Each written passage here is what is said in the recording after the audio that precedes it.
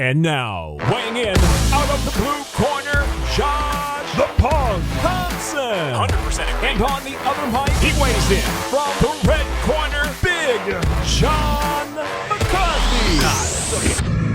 Well, it is close to Halloween, and we are here for another edition of the Weighing In podcast, where we get to talk about what we just witnessed in the UFC. What a show. What a series of fights. UFC definitely delivered. UFC 267, as we predicted, my man Josh Thompson. We predicted it was going to be fantastic, and I'll tell you what, it was pretty goddamn good. We also had the PFL and their gluttony of championship fights, along with some fights that were put in there in between them that we will talk about a little bit, but let's get right to it. Got to go with it. Got to start off. Light heavyweight championship fight. Glover Teixeira, a guy you and I have both known for God knows forever. Getting it done, becoming a world champion at the age of 42. How about that, man? That was awesome.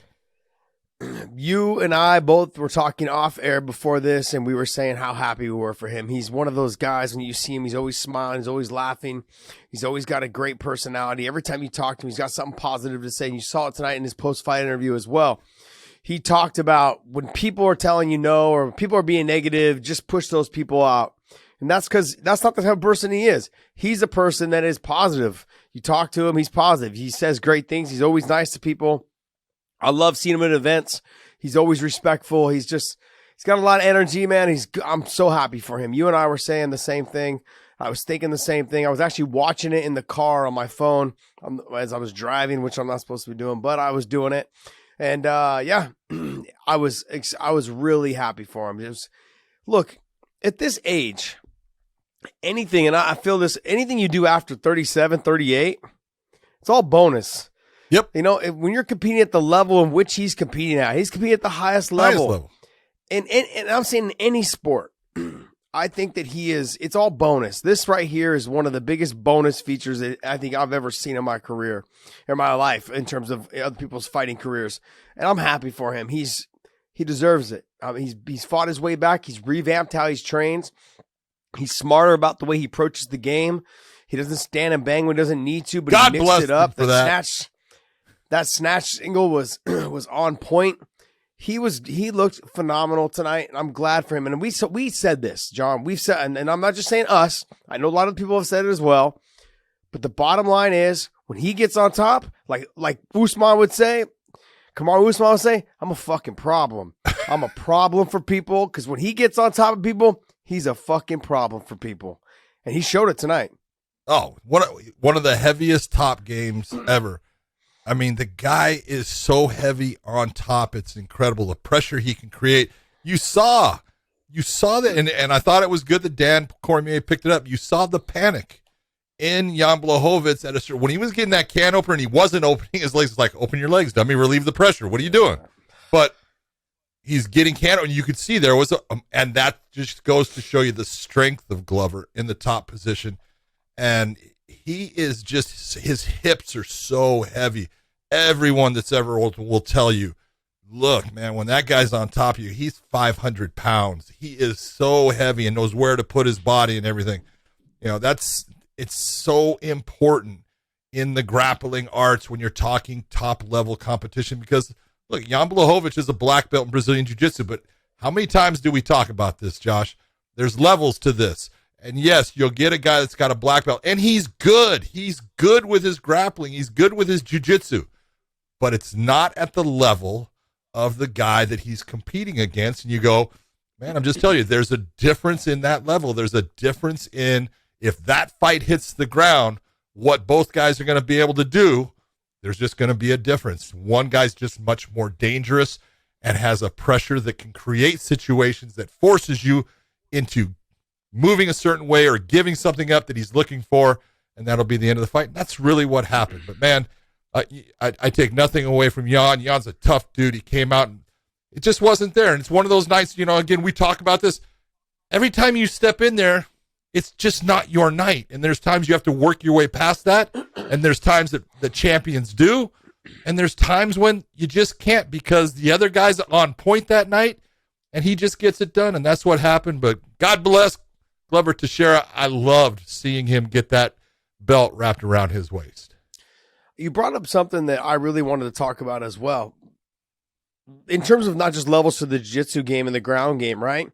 Just basic knowledge of open your legs on the can opener. I was thinking to myself, what are you doing? You're holding yourself in this position. Yeah.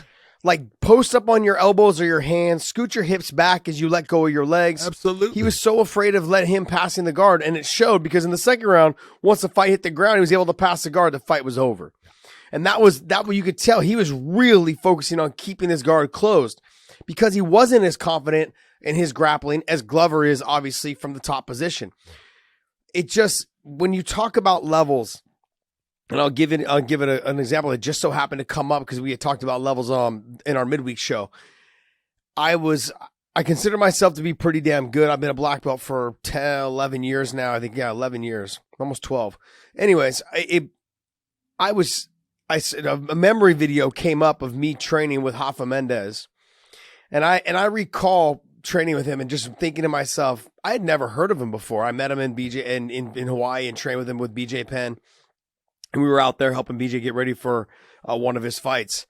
And I had never heard of him. I just knew he was good. I was like, oh, you're a good black belt. And we trained and he just mopped. And there's video that I had seen posted for their Mendes Brothers Academy AOJ down in Costa Mesa.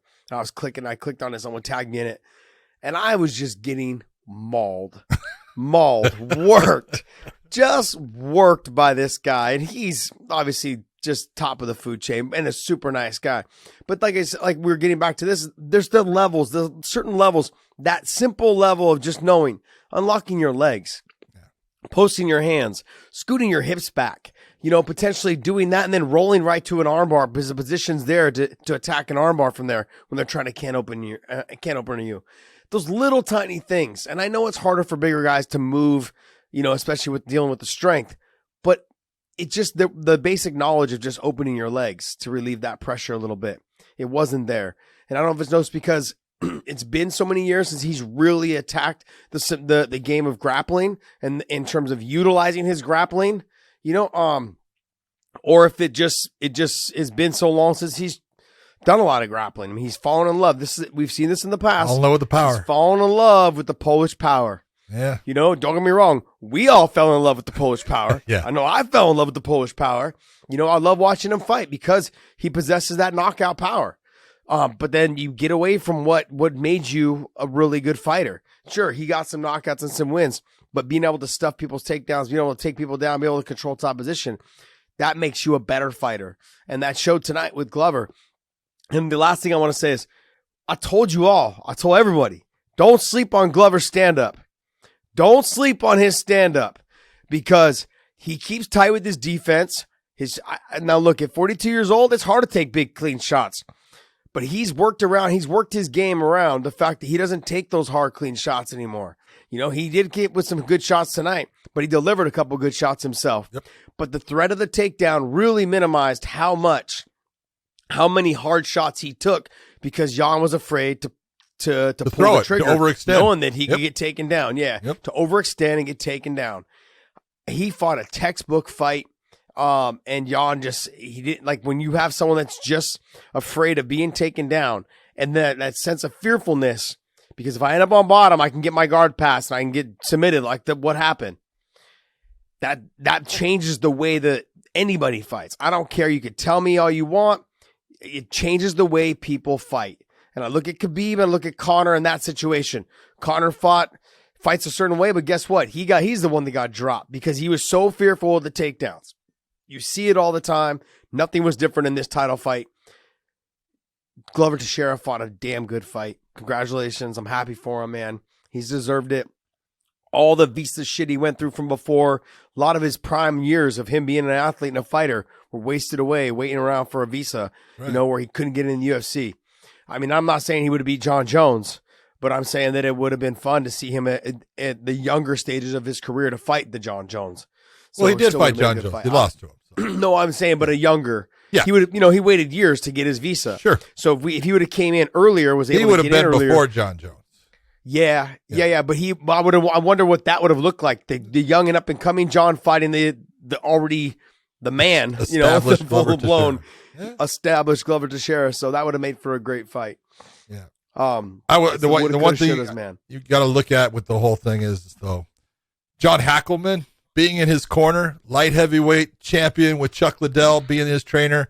And, John for years was trying to tell people about Glover and how good he was and everything. And he finally gets a second championship light heavyweight belt with Glover. Now Chuck and then Glover. And so congratulations to John also, because I know that was a huge thing for him, a big moment. And all I can say is, way to go, Glover, man. You made me proud, baby. That's huge for any coach just to get one. Yeah. This guy's got two. And don't get me wrong, there's other coaches that have more and all this other stuff, but that's not the point. The point is to even be in that list of coaches. The list is it's not a long list, no matter how long, MMA's been around a while, but it's not a long list. No. So, but to have two, that list is even shorter. And have more than that, it's just like, oh shit. Like, you're good. You're a really good coach. Yeah. So good for him. I'm happy for him. People don't think about this, how long I want to say it was Robbie Lawler, when he was actually with ATT, was their first UFC champion. All those years, think about all those fights, all those years, they didn't have a UFC champion. Now they've got a ton. No, that can't be. I think it's true. Okay, go back and look. I think that Robbie might have been their first. If he wasn't their first, he was their second. Crazy when you think about it. Wow. Think about all the people. No, never mind. I was thinking WC. I was thinking Mike. No. I said UFC. Yeah, UFC. So past title holders, you got, now, and you can't really, like Douglas Lima says that's ATT, but that's not ATT Coconut Creek. That's ATT Atlanta. So a little bit different, but take a look at all of them. Dustin Poirier was after. There's Robbie Lawler at 2014. 2015 for Joanna.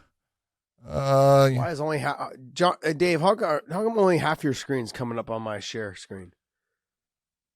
That's all you need is that bracket right there. Oh, you're going down on this side. Yeah. Okay, I was looking on the left side over here with the other ones. Okay.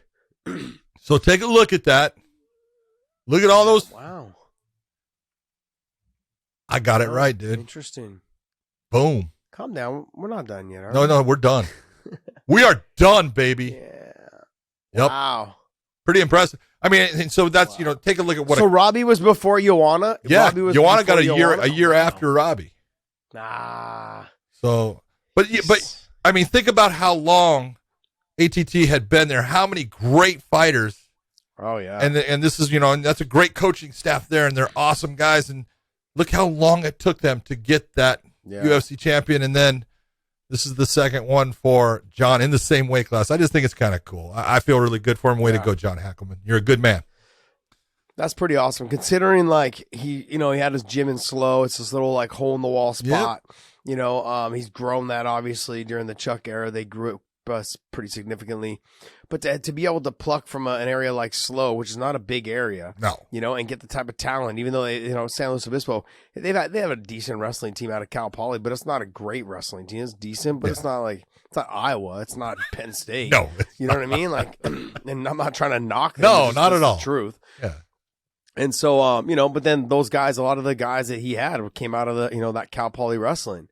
And so they had some good guys, and no one was ever like Chuck. There was Chuck, and then there was Glover, and they had some other guys in there. You know what? And Antonio Banuelos? What's Uncle Creepy? Yeah, Banuelos, Uncle Creepy. Well, yeah. They had a bunch of Ian, and then they had a bunch of other guys that came out of there for a short stint. Wasn't the Von Flu kid out of there? Yeah. Yeah, Jason Von Flu. Von Flu, yeah. Absolutely. Shit, we got a fucking submission named after that kid. Fucking the Von Flu choke. I know everyone wants to change it now. So yeah, they don't like him. I'm happy for him. I like him. Don't change that damn. No, never. That's the name. I will always call it the Von Flu because that's the guy that hit it first. I'm gonna call that shit the Von Flu until I die. There you go. I thought the fight that's go ahead. The fight that stole the show. The fight that stole the show. Let's see it. I agree. I think it was Cory Sandhagen and Petr Yan. How many times did he try to take him down? 3 times. Bullshit. The whole fight. Bullshit. Liar. 3 times. You're lying. Maybe 4. Stop lying. No, maybe 4. Stop maybe lying. 4 times. Stop, Dave. Click and see it. Dave, I want you to pull up how many? the account of how many takedown attempts by Cory Sandhagen in the fight. There was because once again, there was only 2 or 3 Josh in the first the round. Punk The rest Thompson was is lying. Is right. He cannot say when he was wrong. And he said he's not going to try to take him down. Bottom line Good is, game plan and great 80% job. of the fight. Of course 80% it was. of the fight was on the Did feet. I not say that it was going to be? But he needed to go No, and you said it was try gonna to be make boring. those takedowns. Come on, show me look, the only one takedown. takedown. Oh, look, only 1 takedown. Yeah, 1 Right takedown there. he got. I Takedowns, said 1. takedown attempts, you putz. Out of 5. I said My 4. God. It Out says of out of 5. 5. Oh, 5. You said 3, then that's 4. right. Yeah, right. Whatever. Look, I he said did 3 it. in the first round. Smart. You were too busy yelling. You didn't hear what I Very said. smart I said game 3 in plan the first round. by Cory And Sandhagen. he had- Great job of saying, you know what? This guy takes a big shot. I'm going to put volume on him. He put volume on him in the first round. It was beautiful what he was doing. But Petr Yan always kind of takes his time in the beginning. Every fight I've ever watched him in, he comes out, he measures his guy, he sees what he's going to do, and then he starts turning it on. But what a beautiful exhibition. And the real difference when people are watching this, here's your difference between a guy throwing with volume and every now and then, a la a Diaz brother, throwing some heat with it, but more just volume, just touch, and just put shots on him and affect the guy in a negative way. And another guy, when he was throwing, almost every shot he was throwing had heat. And when some of them landed, there was some power on them. Yeah. And God damn, you got to say, Cory Sandhagen can take a shot. He got hit with some blistering shots and just frickin' shook it off. I mean, the one that he got hit with the double he was going down on the spinning back fist and he got hit with another left. But look, I would have knocked anybody in the 135s down. And he got hit with a ton more in that fight where you look and you go, God damn, his fucking whiskers are standing strong because he got blasted. He just kept on coming. You know what was crazy, though, John, is I was thinking this in my head while they were fighting in the 5th round. Cory got hit with some huge shots in the 5th round, and it didn't phase him. No. And I don't like to give DC a whole lot of credit. Yes, I do. I just want to poke some fun because I know he's going to listen to us, and people are going to make a big deal about it. Is that he said, hey, this just shows how great a shape that Cory Sandhagen is. He was right. He's in phenomenal shape for someone who took a fight on short notice. But I watched the 24/7, whatever it is that they do for the fighters, right? I don't know what it's called now. It's been called a bunch of different things. Yeah. But, they did the lead up to the fight. And he's like, I kind of knew that Sterling was going to pull out. He's like, I've been training. Oh, dude, he did. I was like, okay, that's a smart man right there. That was smart. Yeah. Smart. And I'm glad. I mean, if he knew, I wonder if he had already knew, since he knew that he was probably going to pull out and he knew that he was training, he probably planted the seed of the UFC before he started his camp saying, hey, I will make sure that I am ready for this fight if he pulls out. And so then there was no other choice for no. It was other easy option for them to go. Like they went right to him. Yeah. I'm sure it ended up being. Texted Sean Shelby, said, hey, just so you know, if Sterling pulls out, I want that spot. I'll be ready. Yeah. If you're Sean Shelby, you're sitting there going, thank you very much. You just did my job. Yep, exactly. It made it easy for them. I mean, because the TJ fight was so damn close. Yeah, absolutely. The TJ fight was so close. And here's the thing is I saw so many people on Twitter and I know they're Twitter trolls. I get it. And it's not real life. But I saw people in comment sections as well talking about, oh, well, Cory barely got through TJ. TJ had a huge gash on his forehead and then also had the torn knee and he barely got through him. Different fighters, man. Different styles, different fighters, different. The other thing, too, is that no one really knew what TJ was coming back. They didn't know if TJ was going to be the same guy. They didn't know what his timing was going to be. Yep. And no one's had to face someone that has switched his stances like that in a long time. Dom's not as active as he used to be. Dom's not the fighter that he used to be either. TJ coming back after a long layoff. TJ possesses a little bit more power than Dom does. So, like, if you're taking the style of how they fight, it's not the same. So if you're trying to mimic that, we've seen it before. It's so hard to find someone in training to do what TJ and Dom do. And so since TJ was not available for the last 2 years, they didn't know how he's going to come out and how he's going to train, how he's going to act when he got in that cage. He could have been a totally different person. For Cory Sandhagen to go out there and have a good performance. I thought he had a really good performance. in that fight against TJ. He did. I thought he won. That right there, yeah. That I felt like that fight was so close. That's really what got him into this conversation of when Sterling pulled out. But let me ask you a question here. I don't if you for that troll person that you're talking about, who put that gash? There's more than one. Who put that gash in TJ's head? Who tore his knee? Yeah. It wasn't like, TJ fell down on his own. There was someone that did that. Both of them. Okay? One was based on a heel hook, and one was based on a beautiful knee. So, what are you talking about? That's part of the fight game. TJ was able to make his way through it, which shows, what kind of balls he has. But, come on. That was, Cory Sandhagen fought a beautiful fight. And I looked at it going into it and saying, man, if you're going to talk about a guy getting a shot at a title off of a loss, this is the guy that deserves it. I agree with you 100%. Yeah, I think, look, both of them need to hang their head. I mean, I know Peter, he won the fight, so he's the interim champ, and he's going to, basically wait for Sterling to come back, and he'll probably have to defend his title before Sterling fights. I really believe it. Just my personal opinion. Okay. Maybe I'm just being negative Nancy. I've seen. Go back and watch that people fight. That don't. Go back and watch it. I went back and watched it. Okay. I went back and watched Aljamain and Peter. You got to go back and watch it because I gave Aljamain the first round. Second round. Yeah, but that was very clear. He did pretty well, but he didn't win it.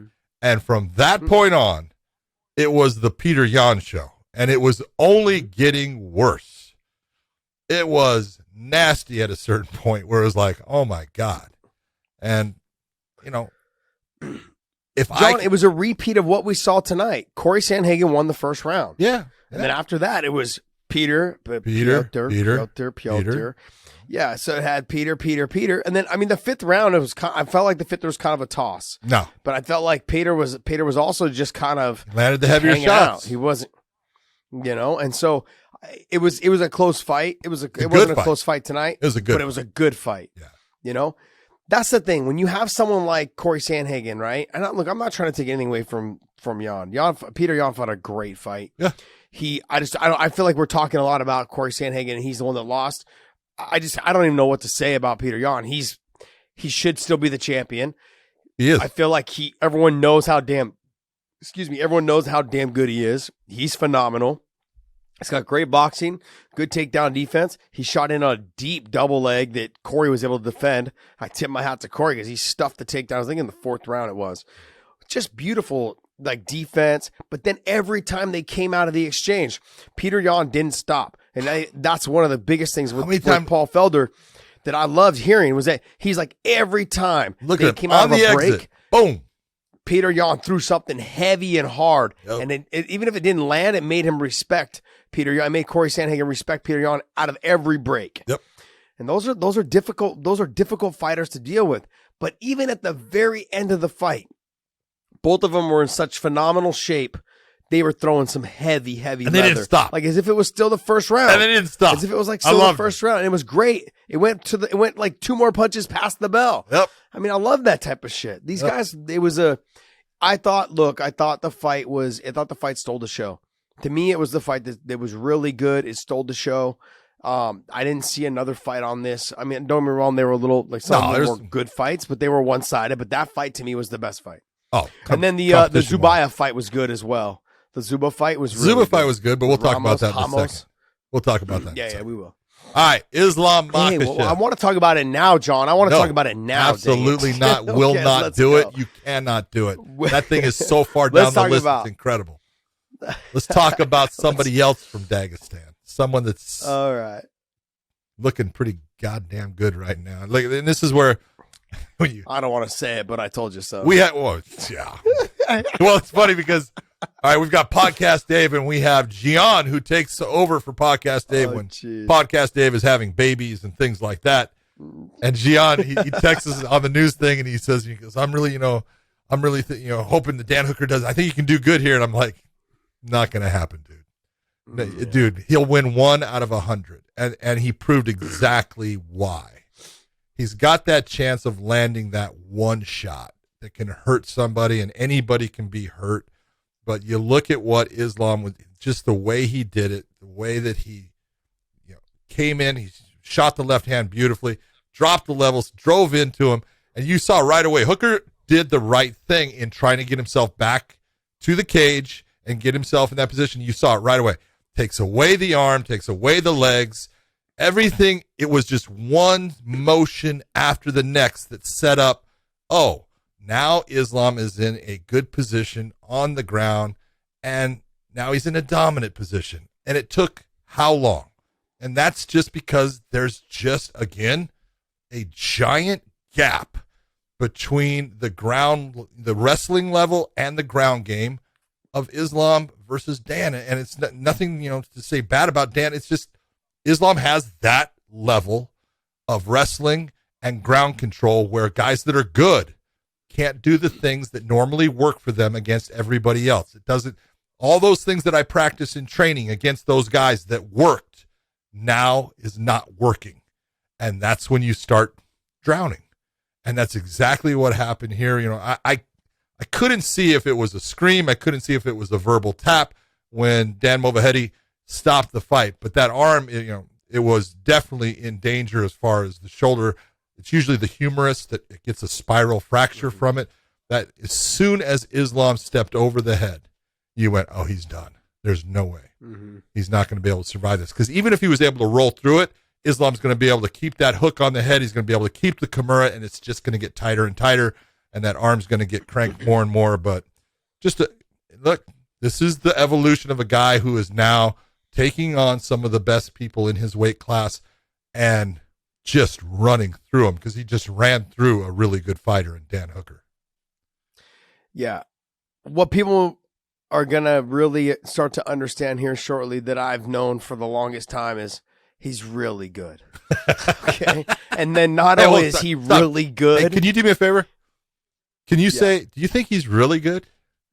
He's really good. Like, people are used to the Khabib situation, and I'm telling you, they are so different, but they are very similar. But you're going to see this. This is the Islam you're going to see, and he's only going to get better. And the only reason why he's going to get better, it's not because he's not because he's going to get better with his technique and his wrestling and his grappling and his boxing and kickboxing. Confidence. That's already really good. Confidence. He's going to get better with his confidence.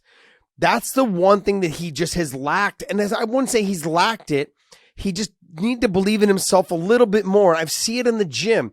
I see it in fights. He just lacked it a tiny bit. He doesn't need to lack it. He's one of the best fighters I've ever been around in my whole life. My whole life. And how many damn people have I been around in terms of fight careers? BJ, Frank Shamrock, Brian Johnson. It's top guys around. And they've got Kane, DC, Rockhold. I go through the list with Khabib, like all these guys. He's one of those Mount Rushmore, those top 5, that I've ever been around. He's that damn good. He just lacks if he had the Frank Shamrock confidence, that guy could believe he believed he beat everybody 5-6 guys at a time. 6 guys at a time. Islam just needs to believe. And once he starts believing, and we saw a little bit of that tonight, once that fight hit the ground, oh, he knew. There was in his mind, there was no way that he was stopping him. There was no way that Dan Hooker was stopping him. He had latched on, figure forward the legs, got to that top position, squeezed his knees together, and it was like, got right to the mount, stepped off, got to the Kimura. I was like, holy shit. But this is why other guys don't want to fight him. Step picked him apart. It's why other guys don't want to fight him. I'm telling you right now, I don't think there's a guy, the only guy that's going to give him a little bit of threat, and that's only because and I'm only saying this because he is so damn good on the ground, is Charles Oliveira. And I love Dustin Poirier, but stylistically, he does not match up well. What you saw when you saw Khabib and Dustin fight is what you're going to see with Islam and Dustin again. And you're not going to see it in terms of the control that Khabib had. You're going to see a finish. You're going to see in terms of the submission. Like I know you saw with the Khabib situation, but it's going to be more of a dominant, transitional, like never, he's going to move. He won't just control the mount, wait to get to the back and dominate with strength and positioning. Islam will get you to where he wants you. He'll go Kimura, he'll go armbar, he'll hit the twister on you. The kid is phenomenal on the ground. Submission attacks, he's got them coming out of his ass. Okay. And people haven't seen how good and how many attacks that he has. And I know he's gotten better since the last time I trained with him, But I mean, he is just, and when you text me throughout the fight, you're like, he is so damn big. I said, yeah, he is. I was thinking to myself, yeah, he is. Like when you For see him, he's got to be 6 foot. For 155, he's got to be 6 foot. Yeah. Oh, he is, because Dan Hooker's 6'2", and he was right close to Dan Hooker. 6 foot, 6'1", yeah. Yeah. Yeah, exactly. And he and if you'll hear guys like Deron Wynn, he says 5'10". There's no way he's 5'10". I'm 5'10". He's no way he's 5'10". Deron Wynn's 5'10", like Dan Cormier is 5'11". No. Islam. Dave pull up. Islam's 6 foot. 5'11". I'd say 5'11 and 3/4 or like close to 6 foot. He's not 5'10". You guys. I don't want you guys to see that. But Dan Hooker's what? How tall is Dan Hooker? I think 6'1", 6'2". I think he's 6'1". I think. Anyways, but the physical tall. strength, guys like 6 foot, guys like Deron Wynn, other guys that I've another kid that I'm a big fan of is Philip Pomoski. He's a Swiss kid, good jiu-jitsu kid. He's like, man, when he rolled with Islam, he's like, man, he's like, these guys are just technically they're sound, but they're not jiu-jitsu guys. He's like, so what I think is going to work against them doesn't work. So their physical strength, along with their physical strength, along with their style of technique that stuffs all the shit that we do, he's like, it's hard to deal with. Yeah, Philip is phenomenal. What's going to be the difference maker, and it's part of that confidence thing, is if you go and you watched when Khabib was fighting, especially usually not right off the start, but a couple minutes into the fight, he was marching his opponent down, walking through things, almost sometimes, going too fast towards him, you would think. And Islam he's starting to get almost that same effect because guys are worried about the takedown with him, so they're already circling out and circling away. And he's going to start doing the same things. And as soon as he's got that confidence that he can do those things like Khabib did, look out. He's going to be taking guys down and smashing them or submitting them, in the same fashion. Right now, there's two guys I look at. I do look at Dustin Poirier can present a problem. And one of the reasons that Dustin Poirier can present a problem is he fought Khabib. He's been there. He's got an idea. Now, they're different, but they're the same too. So there is that thing that at least he's been in there and he's felt it. He understands it. He knows. And that can be something that helps him out in that match if he ends up in a match with Islam. And then the other guy, I agree. Look, Oliveira he's the champ. You got to give him his due, and he is deadly in the submission game. And if you make a mistake, he's going to catch you. And he's very good at creating the scramble that gives him the submission. And if Islam makes a mistake, he can get caught. Just like, I'm being honest, Islam could catch Charles Oliveira if Charles, does something that makes a mistake that puts him in that position. But, right now, and I want to say this, Dan Cormier said something, and I know some people took offense to it, but, when he's sitting there saying, do you deserve a title shot? Damn straight he does. Now, Chandler and Gaethje, that could be for the winner gets the title shot first, possibly. But I'll tell you what, I would rather watch, if Michael Chandler beats Justin Gaethje, I would rather see Islam Makhachev against Charles Oliveira than I would Michael Chandler in a rematch right now. Well, I want to see Islam against the winner of Oliveira and Dustin Poirier. Yeah, that's good. That's what I want. Yeah. So whoever wins that fight. But to go back on what you were talking about with Charles Oliveira posing a threat, I want people to understand with Islam, and it could go either way. I also want to point out Charles Oliveira would have had an easier chance of submitting Khabib than he will against Islam. Because don't get me wrong, like in grappling with both of them, Khabib was very good at what he did, and obviously it showed. He's the most dominant champion I think ever in the face of the earth. But he was somebody that was susceptible to the darces, the guillotines, the positioning of which he had. Don't get me wrong, he got out of a lot of them, but you go back and watch the Dustin Poirier fight, he was in a deep arm and guillotine against Dustin. Guys like Charles Oliveira maybe don't have the strength to finish that, but maybe they do. And his skinnier forearms and his that blade of that bone hits just a little bit different, a little more pressure.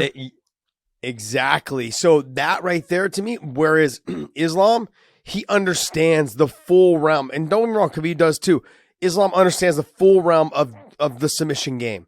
And he will attack it at any point, any time, and he defends it better than anybody that I've been around in terms of from the Dagestan guys that I've trained with. He is phenomenal in jiu-jitsu, and I've said this forever. You guys, off of their back, they're just as good. So if he was to lose a takedown, his sweeps to get on top, they're damn good. They're hard to hold down. You can't hold them down. That's what they've been doing their whole life. And so when we're comparing, oh, Charles is going to have a better chance. When I say that, I mean, like, I'm just letting you guys know, Charles would have had an easier chance with Khabib, and that lets you know how good Islam is. An easier chance to, like, get the submission, I should say. Not an easier chance to beat him.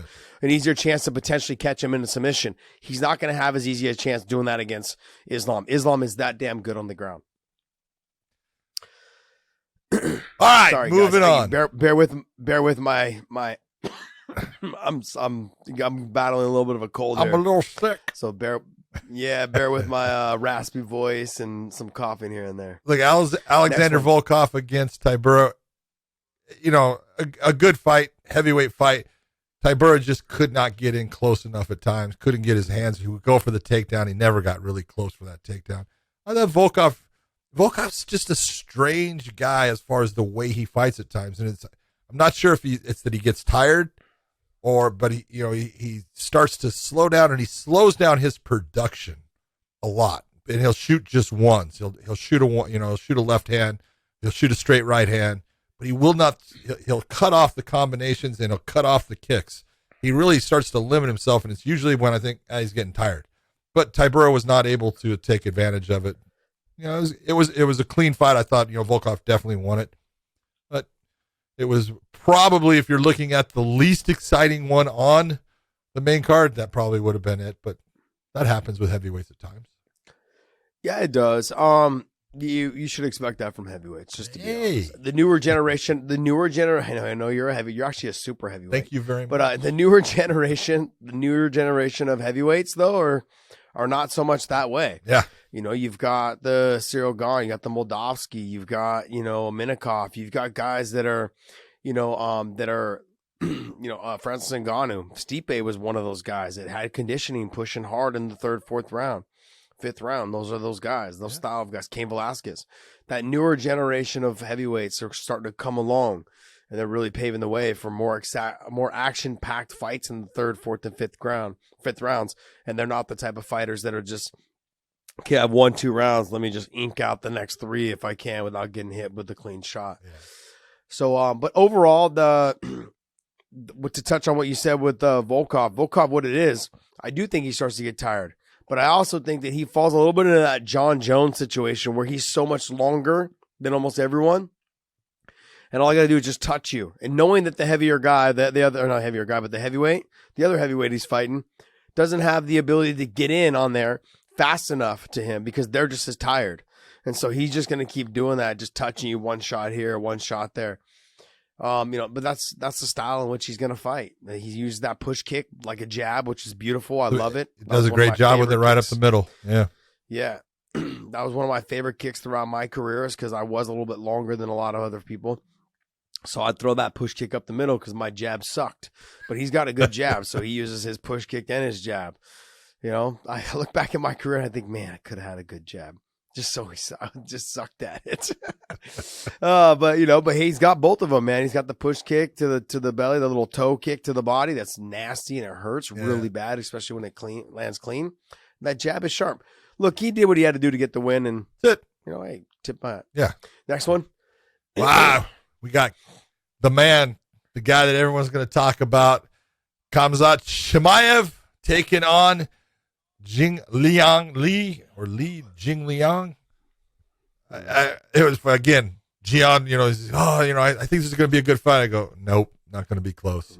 And it was, you got to take a look and you say, look at Chimaev, his wrestling is outstanding. I mean, he changes levels so well. You watch him turn a corner on the takedowns at the time, you go, God damn, that was nice. Just the way he does things. And you say, look, he's better in the wrestling, he's better in the submission game, and he's better in the stand-up. No, this is not going to be what Lee has going for him. And I said it, to Gian, I said, look, he's tough, but toughness only gets you so far.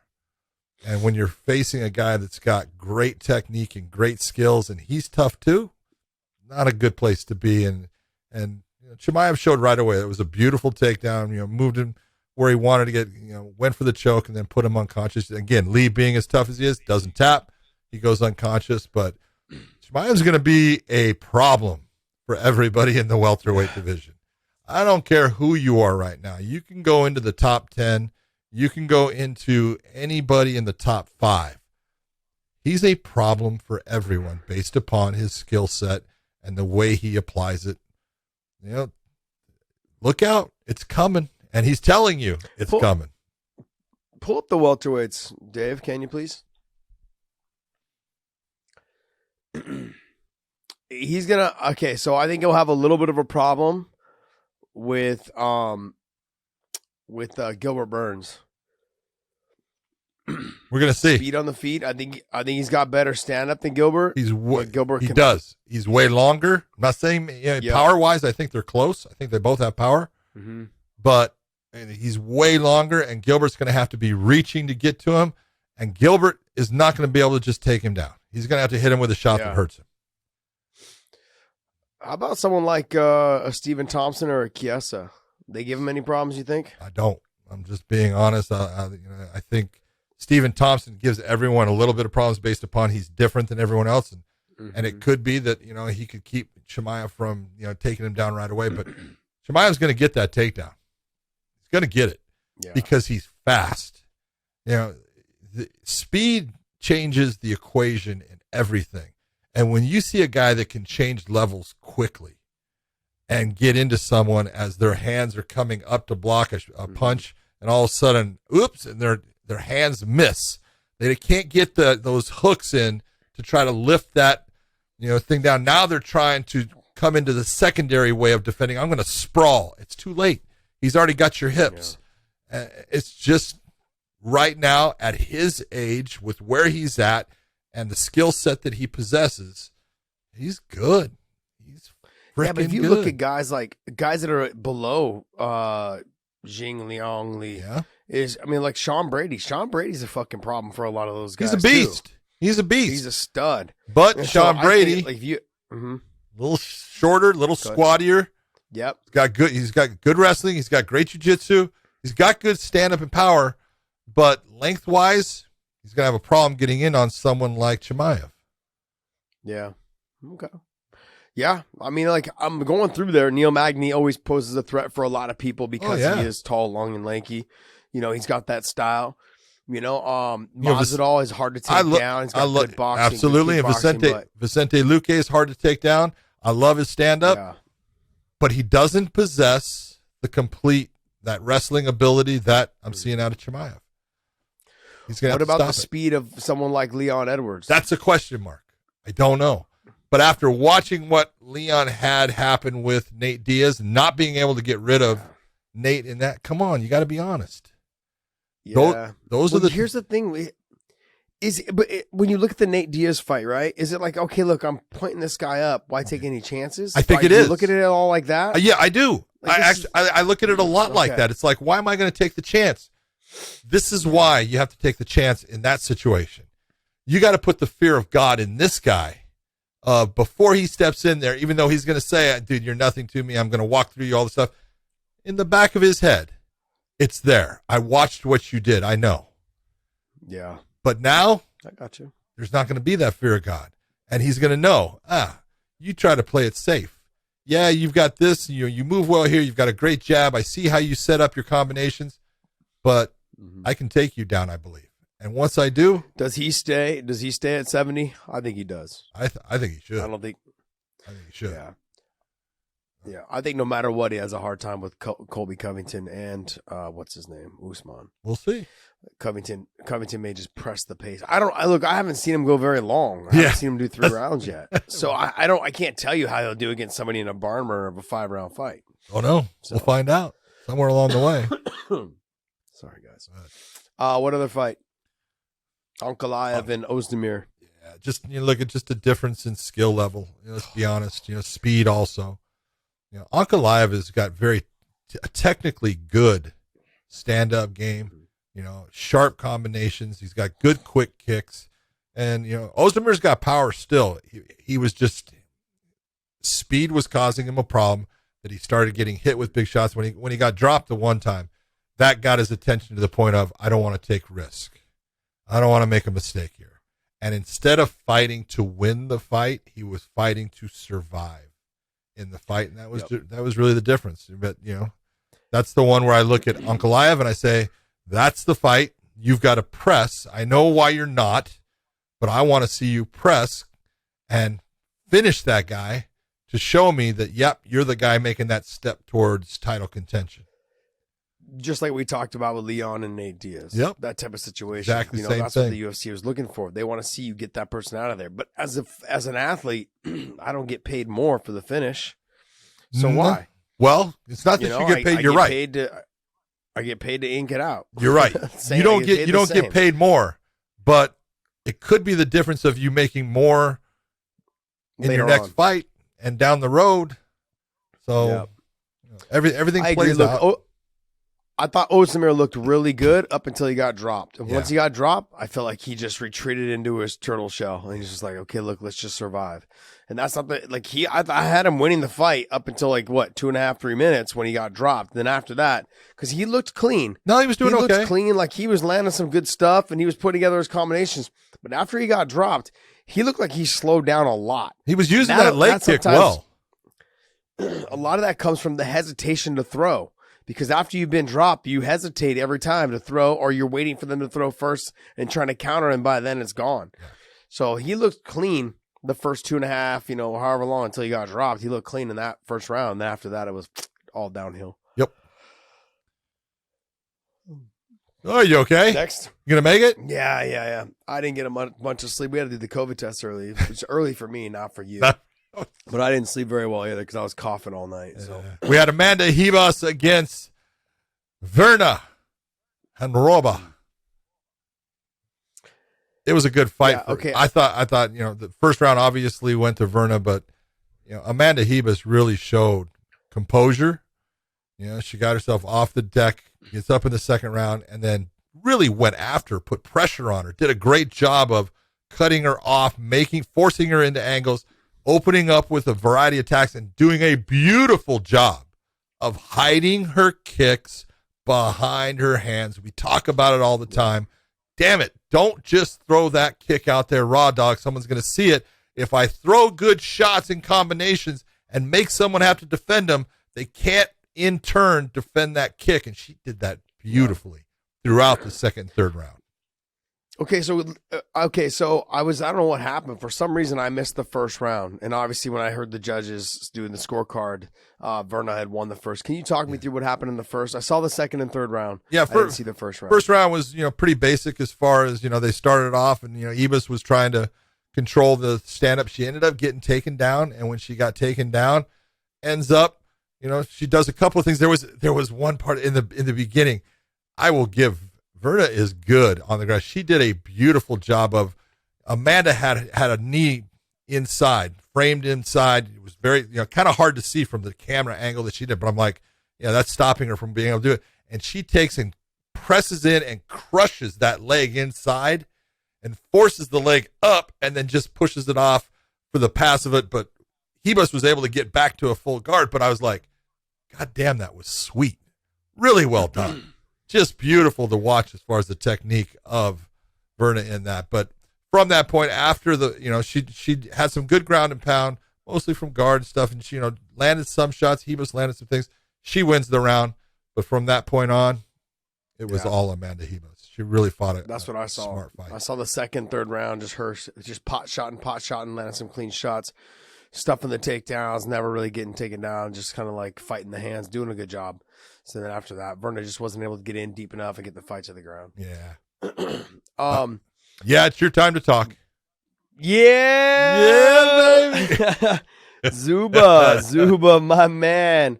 Good stuff, man. I was happy to see him in the third round, still have the energy. Scared me. I think it was the end of the first. He got hit with that spinning back elbow. Yep. He was dominating the first round. He's having his way. He just kind of got a little overzealous, just stepped in, hands down on the right side and just hit with that spinning back elbow. Didn't drop him, but did wobble him. He circled and stayed away for the, a good 30 seconds after that, was able to get his wits back on him. Yeah. What I didn't like, though, was in the very first part when he was dominating, he had rocked, they kept saying Ramos. It is Ramos. So he had rocked Ramos a couple times.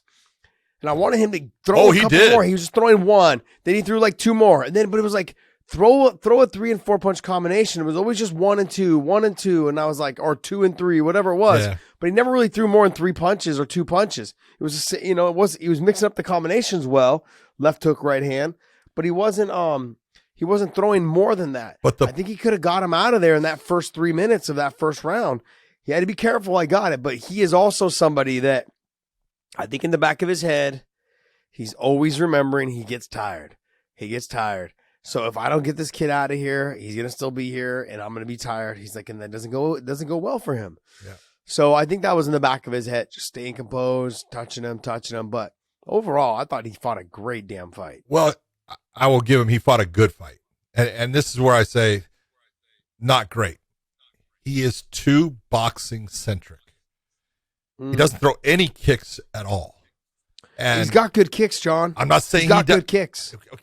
I'm not saying he doesn't. I'm not saying that you're saying that. I'm just letting you know, John. He's got good kicks, John. I believe you. I'm letting you know. He doesn't use them, and so he is so boxing centered. Look, I can understand. He has his jab was working beautifully, and his straight shot off of it was hard and crisp, and it looked good. And he was lighting up. You could see. It was it would have been from the right hand. So it's the left side of Ramos' face was starting to get just meat ground from that straight right he was throwing. It was landing with power, but this is the kind of thing you're looking at. You're saying he needs more combinations. You're absolutely right. But just that 1, 2, and then the kick, he's going to be lighting him up and making his life easier as the fight is going down, because you're right. He was just dominating the fight in the beginning until Ramos landed that spinning back fist elbow, kind of hit with the forearm. That hurt him a little bit. He landed it again later on in the fight, but it wasn't as good. But he kept trying to go back to it. And you could see, and I think DC and Felder both said it, and they were right. You could see him trying to set it up. You could see his foot placement where he was trying to spin. And I thought Zuba, after the second one, got smart and said, okay, I'm not going to let that happen anymore, and was watching it and not giving it. Every time he would start to kind of step up to do it, Zuba would step out and take it away, and he was like, ugh. And he got into that. He was looking for it, and Zuba was taking it away. But Zuba looked good, and he definitely deserved the win in that fight. But he does need to open up with a greater variety of attack. He's limiting himself in his attacks based upon there's so many other things that you can go with, but you're becoming very just boxing centric. So the guy only has to worry about your hands. Yeah, they kind of worry a little bit about your grappling, but they know that you don't like to wrestle as much as other guys from Dagestan. You like the stand up. You're kind of like Usman or Magomedov. So let's open it up a little bit. Make them have to deal with more. That makes you more dangerous, and that makes them have to think about things. Even if it doesn't work for them, even if it doesn't land clean, they got to think about it instead of not having to worry about it at all. Yeah, I think the reason why he doesn't wrestle as much or he doesn't throw as many kicks is, what do those things do the most? Tired. They make you tired. So I think what they've done is they've pulled him back and they've started to revamp how his fighting style will be. Before, he used to throw kicks. Before, he used to wrestle the shit out of you. He's like almost like that. He was that younger version, or he's that current version right now of Deron Wynn. Someone who wrestles so much, he makes himself tired, and all he does is throw big shots. Yeah. If he starts mixing it up, just touch, and then mixing up the stand-up with the wrestling, everything comes a lot easier versus throwing one big haymaker and then trying to shoot a double leg off of it, using everything as power. So I think they've pulled him back. They've revamped him a little bit. They've got his conditioning on point, and they've taken away the things that make him really tired. So now he's got to win under his new conditioning program with Hav and Khabib running it the way that they run it. Wasn't that his second one with He's that? Gotten better. I think it's his second one, yeah. I believe. I believe so. But I mean, he's now on track. That first one's always a rough one. You know, it's like you're trying to recreate yourself. You're trying to make yourself a different fighter. Not so much a different fighter, but you're trying to utilize the tools in which you're used to just throwing everything out there. I look at Alejandro Lara, same shit. They just try to fight however, because that's what they grew up fighting. So they just throw it all out there. Same thing with Zuba. I feel the same thing. They throw everything out there. They're just used to just fighting the way that they fight with no real direction. And that can get careless. And when you get careless like that, you start getting more tired. You start wasting energy in areas you shouldn't be wasting energy. And that's a big part of where Zuba was having a problem in his previous fights, is that he was wasting energy in areas that he shouldn't have been wasting energy in. And so I think now where he's at in terms of sticking the jab, landing that short little hook, straight punches, utilizing the wrestling to get a breather, press him to the fence, get the takedown. I like that little back step he did. It was beautiful. Yep. He was just stepping on the inside of the leg and then bumping it out and sitting him to the butt. That was nice work. It looked so seamless and easy. And I was like, damn, wow. Where was that shit when I was trying to fucking wrestle? You know, I look at this younger breed of fighters, and I'm like, damn, I'm kind of jealous. I'm like, where were all these tools? I might never learned all these tools when I was fighting. There was a whole lot of different. I saw an Iranian lift. I saw all kinds of different things in there. There was a lot of good things going on throughout the entire card. So wrestling wise, people are definitely bringing in a lot of different techniques that they're using and using well in the fight. So it's impressive. Yeah. All right, so full disclosure, though, that was the last fight that that was the first fight I was able to watch, but I didn't get to watch any of the other ones before. Oh, my God. All right. I wanted to watch Tiger fight, which I don't know how you say his first name, but he trains at AKA as well. He's with Khabib's team, Javier's, our team AKA. So he was the very first fight of the night. I missed that fight, and I missed all the way up to Zuba's fight. So sorry, John's about to go crazy anyway, so. What's that? Oh yeah, well we're gonna I'm gonna pass over the Duryev versus Kopylov fight, which nice win by Duryev. You know, pretty basic. He won every round, so we'll just go with that. But the fight that we got to talk about is the one that man, this thing went so long, and DC and Felder were screaming for it to stop. They were right.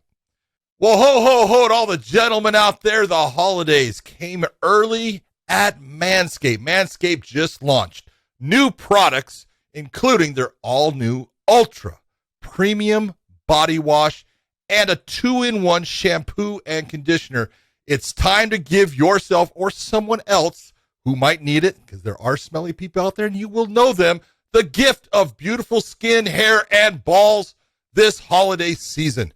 Speaking of balls, Josh, listen up. Untrimmed pubes are a thing of the past. Thank God no one needs that. It's possible for you to have Santa's beard. You know, it's actually bad to have Santa's beard in your pants. You don't want a big old giant bush. That's disgusting, and it'll make you look small. So check out the Manscaped Performance Package of 4.0. Inside the Performance Package 4.0, you're going to find a signature lawnmower, the 4.0. It is powerful. It cuts everything. It's fantastic. This electric trimmer has proprietary, advanced, skin-safe technology, so it doesn't cut you. It doesn't mark you. It doesn't do anything bad. It will reduce the cuts on your nuts. It's also waterproof, so you can use it in the shower if you so desire. The Manscaped Performance Package 4.0 also includes the Crop Preserver, the Crop Reviver, an anti-chafing ball deodorant, moisturizer, and toner. It's time to keep your North Pole feeling and smelling fresh. The Hygiene Bundle will also come with a pair of Manscaped anti-chafing boxers that will make you feel good. You'll be in a position where you're not getting all that, as we say, panties in a ruffle. Okay, these boxers will keep your junk feeling fresh all day long. The perfect package for your perfect package. It 'tis the season to load up on Manscaped products, so get yourself, your dad, your brother, and your friends, all those people, the best gift possible out there, the Manscaped Performance Package 4.0. It's fantastic. Go get it now. And remember that Manscaped is going beyond the groin with their new Ultra Premium Body Wash. It's infused with aloe vera, has sea salt to keep your skin feeling clean, nice, fresh, and moisturized. This offer, get 20% off and free shipping with the code weighing in at manscaped.com. That's 20% off and free shipping at manscaped.com. Use the promo code weighing in. Clean up your nuts and make Santa proud of you this year. I want everyone to realize this is what happens. Wait. Say that again. Say that again. Felder and DC were right. Yes. Yeah. I am not a guy that sits there and says, "Oh, I don't like you. I'm going to say whatever you say." I tell the truth. Absolutely, they're right. DC, I know you listen to this, man. I got your back, dog. Say it again one more time, John. DC was right. DC Paul Felder was right. DC said a lot of right things. And this was a fight, going on that there was this whole buildup for Benoit I want to say Denise's Saint Denis. A lot of buildup. They're talking about he's special forces and everything like that. Doesn't mean shit. Just it doesn't mean anything. He's a good fighter. He's a tough guy, and he had a lot of skill. And he came into this with heart. And Zaleski dos Santos, a lot more experience. If you're looking at it going into, you're talking about a guy that now has 30 fights compared to a guy that now has 9 fights. That's a big difference in experience. That sometimes makes a huge difference in the fight. But really where the difference in the fight was the referee. And the referee was a gentleman. I'm going to say it wrong. I know, but I'd have to look. Yeah, exactly. Kiselev. Yeah. Just say Kiselev. So everyone knows Kiselev was a fighter long ago. And this is when people say, we need to make, fighters referees and stuff. This is what you'll see at times, okay? Because no, there are guys that were fighters that are referees. Mark Goddard being one, fought Frank Trigg, Frank Trigg, doing great, but they learned something along the way, and what they learn is, hey, I'm not here to prove someone is tough. I'm here to take somebody out when they cannot intelligently defend themselves anymore. And what you saw tonight was you had a guy in Saint Denis who was undefeated coming into this fight. All right, undefeated. So had a lot of confidence, believed in himself. He is tougher than shit. He has no give up. And I'm just saying, I want everyone to remember going forward. I want you to watch his career and let's see what happens, and let's see how much of himself he left inside of that cage based upon a referee that would not do the right thing. And this is where I'm talking. That referee believed that he was doing the right thing. Oh, I'm letting this guy really, stay in there. Oh, he's trying to fight back. It's not your job to let someone try to fight back. It's your job to take care of them when they are so tough that they won't quit, and someone is putting a beating on them that can affect their life from this day forward in a negative fashion. And that's what we were seeing. We were seeing a fight where a guy was getting beat that bad. Then not only did he let it go past that point, then that fighter gets poked in the eye. So now he's not only beat to death, but he's blind. Now, we don't bring in a doctor, okay? And we don't give him hardly any time at all. We just say, you can fight, okay? And we let him go back out there to get beat on more now that he's blind. Then he gets a groin shot. Now, I don't think the groin shot actually hit him, but he got hit in the gut and everything, but you took a point for that. This was one of the worst examples of officiating in the UFC I'd ever seen. And I've seen some bad officiating. But this one was not only the disregard of the fighter's safety, but also the disregard of the fighter's welfare when he's being hurt by a foul like the poke in the eye, not bringing in somebody to take care of him, not having someone look. Unless you are I want to say an ophthalmologist, but someone that is good with eyes. You're going to tell me you knew that his eye was fine? He did a horrible job. The one thing I want to say is thank God for guys like Mark Ratner who got on the phone and made sure that that person was done for the night and was not going to do another fight, because the health and safety and welfare of the fighters was not the thing that was upper front page. What's that? It was not paramount in his mind. What was paramount in his mind was, I want everyone, not to say any bad things about me stopping a fight. If you as an official start worrying about what the Twitter or the Instagram world is going to say about you, just stop now, because you could do the greatest job in the world and there'll be a bunch of dickheads on there saying how much you suck. Okay? Don't worry about it. Do your job and people will recognize that you're good at what you do. You took a guy who was a very good fighter, a very tough individual, and I hate to say it, you just ruined his career. He's not going to be the same. He's not going to be able to come back the same, because he took an incredible beating. And this is where, Josh, you've talked about this. Yeah. Hopefully they got him into an ambulance and to a hospital right away, because when he went in the back, I guarantee he was going to be starting to shut down. Now, that doesn't mean he's going to die, but his body's going into shock from the amount of damage that it has absorbed throughout those 15 minutes. And I just want to say that, I've seen it in the past with referees who think they're doing a great job and absolutely are doing something that's atrocious.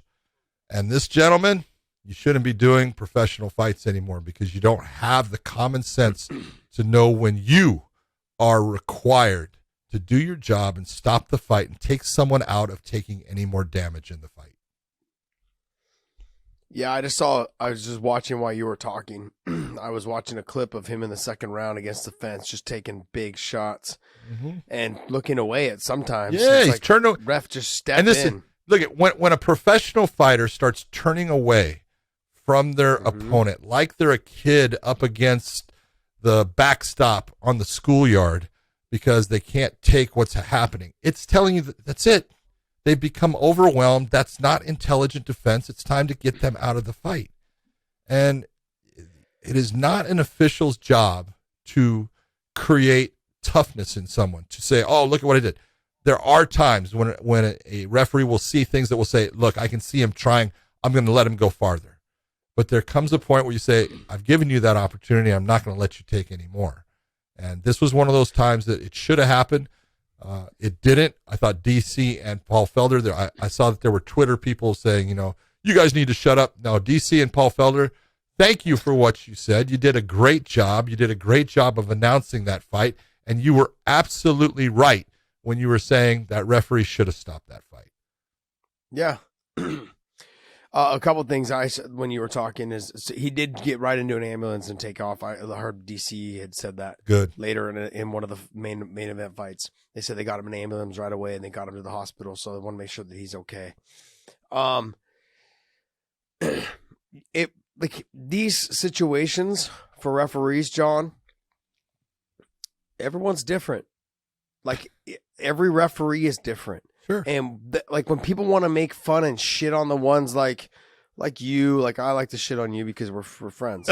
But you know what I mean? But like guys like Jason Herzog or Beltran or Bell or any of these referee Goddard, all of them, they do a phenomenal job. And so time in and time out. Yeah, it's like they're thinking about this. They're doing thousands of fights a year. That's right. They fucked up 3 or 4. You guys learn just to deal with the fact that 3 or 4 sure got fucked up. That's it. Would you rather have that, or would you rather have this guy every fucking week potentially killing somebody? I'm like snickering, but it's true. This is what happens. Like when John talks about when we go to like other cities, right? You go to other state. That state wants to put their referees, the ones that work for their state, they want to get them on the main card. They want them to ref the main event. They want to get them the experience. I'm sorry, but if I'm a main event fighter, I'm not trying to be the fighter that's trying to get the ref's experience. No, thank you. No. That's what the prelims are for. That's what them young fighters are for. I'm not trying to be a ref's experiment. Their experience or their time frame. No. So to think about all the fights that these refs do, day in and day out, weekly, every weekend. They're doing I used to say I'd do a fight on Friday night, and then I'd fly and go to Vegas, do UFC on Saturday, and sometimes I had fights on Thursdays. Oh. Dude, do a show on Thursday. I would do Tuesday. I would do like an Ultimate Fighter. Thursday, I'd be doing fights. Friday, I'd be doing fights. Saturday, I'd be doing fights. Sometimes Wednesday. Jeez, man. Jeez. That's the way it was. And I loved it. Insane to me. I loved it. Insane. So I'm not saying anything bad about it, but I was doing, somewhere around over 1,000 fights a year or something. I was doing over 100 shows. So, but it's a matter of, and you've got to have, and again, this guy, he wasn't a good fighter. I will tell you, he never won a professional fight, but it's someone that at least I would have said. So he sucked, John. Well, he sucked. Okay. And so, but it's someone I would have said, and I always say, hey, sometimes you need to know what it's like. It's good for that referee to know what it's like to be in those positions, to have someone punching you in the head, to know what it's like to take a big shot to the body. It's good to know that stuff. And I always tell people, if it hasn't happened to you, it needs to, and it was one of the things that I'm not proud of the fact that I've got punched in the head, but it was good because I understood when someone was hurt, and the good guys, they do a great job of protecting them and doing what's best for the fighter and the sport and the promotion. Look at the UFC does not need somebody to die on their show, and it can happen. All right. It is remarkable. It is simply remarkable that the UFC, the biggest promotion there is, the one that puts on more fights than anybody now by far, has never, ever had a fighter die. Never had a fighter not be able to actually come back if they wanted. It's remarkable, and a lot of it goes to the quality of officials that they get and the seriousness they put towards at least what can be a somewhat semblance of fighter safety in the fight world. Yeah. And that they've never been cheap about medical procedures, as far as getting people into the fights, taking care of them if they have something that needs to be done, or after the fights when they're hurt. They don't cut corners. They don't do anything, that you go, man, you're trying to save a dime. Come on. They've never done that. They've always been fantastic with it. And it shows based upon that record. Think about it, Josh. Every year, boxing has deaths. Every year. Okay. It's not like, they had one 10 years ago. It's every year they have multiples. Okay. All of these different things. Basketball has deaths. Football, the UFC, MMA has had them, but the UFC hasn't. That says something. See, I look at it differently though from boxing. Okay. The reason why I look at it differently from boxing is dominantly targeting the head. Yeah. Primarily. Primarily 90%, 10%. And the bigger the gloves, the more damage your head can take. The less likely you are to get knocked out. So when you see someone get knocked out in boxing, it's like they got hit with a fucking shot. Oh.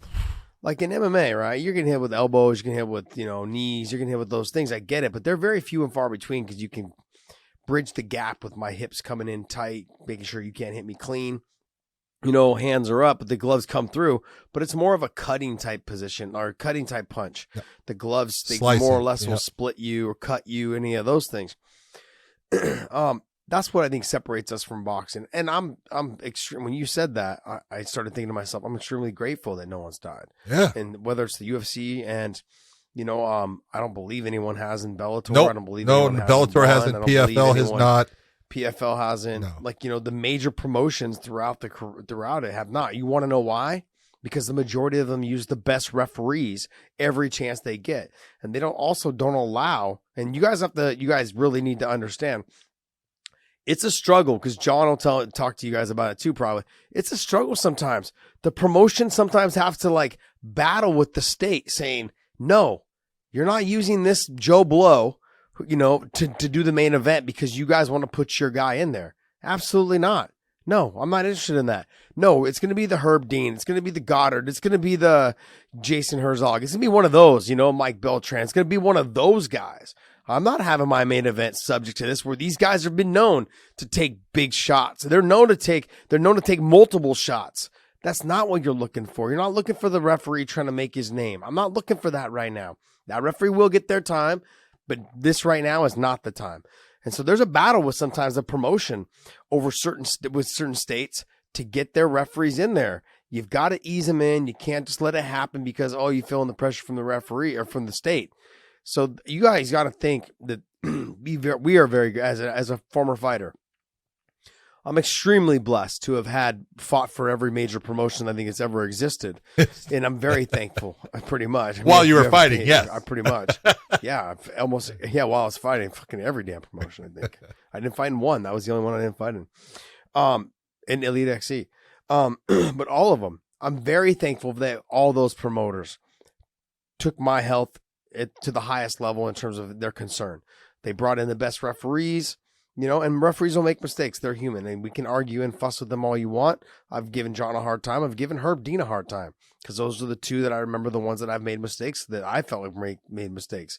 But that's part of think about, like I said, all the times that there's thousands of matches you guys have done, not just mine. And to think that you guys only messed up, let's say a handful of times throughout the year. Let's say 10 times. That's a big number, but let's just say 10 times. That's not bad considering the 1,000 matches you did.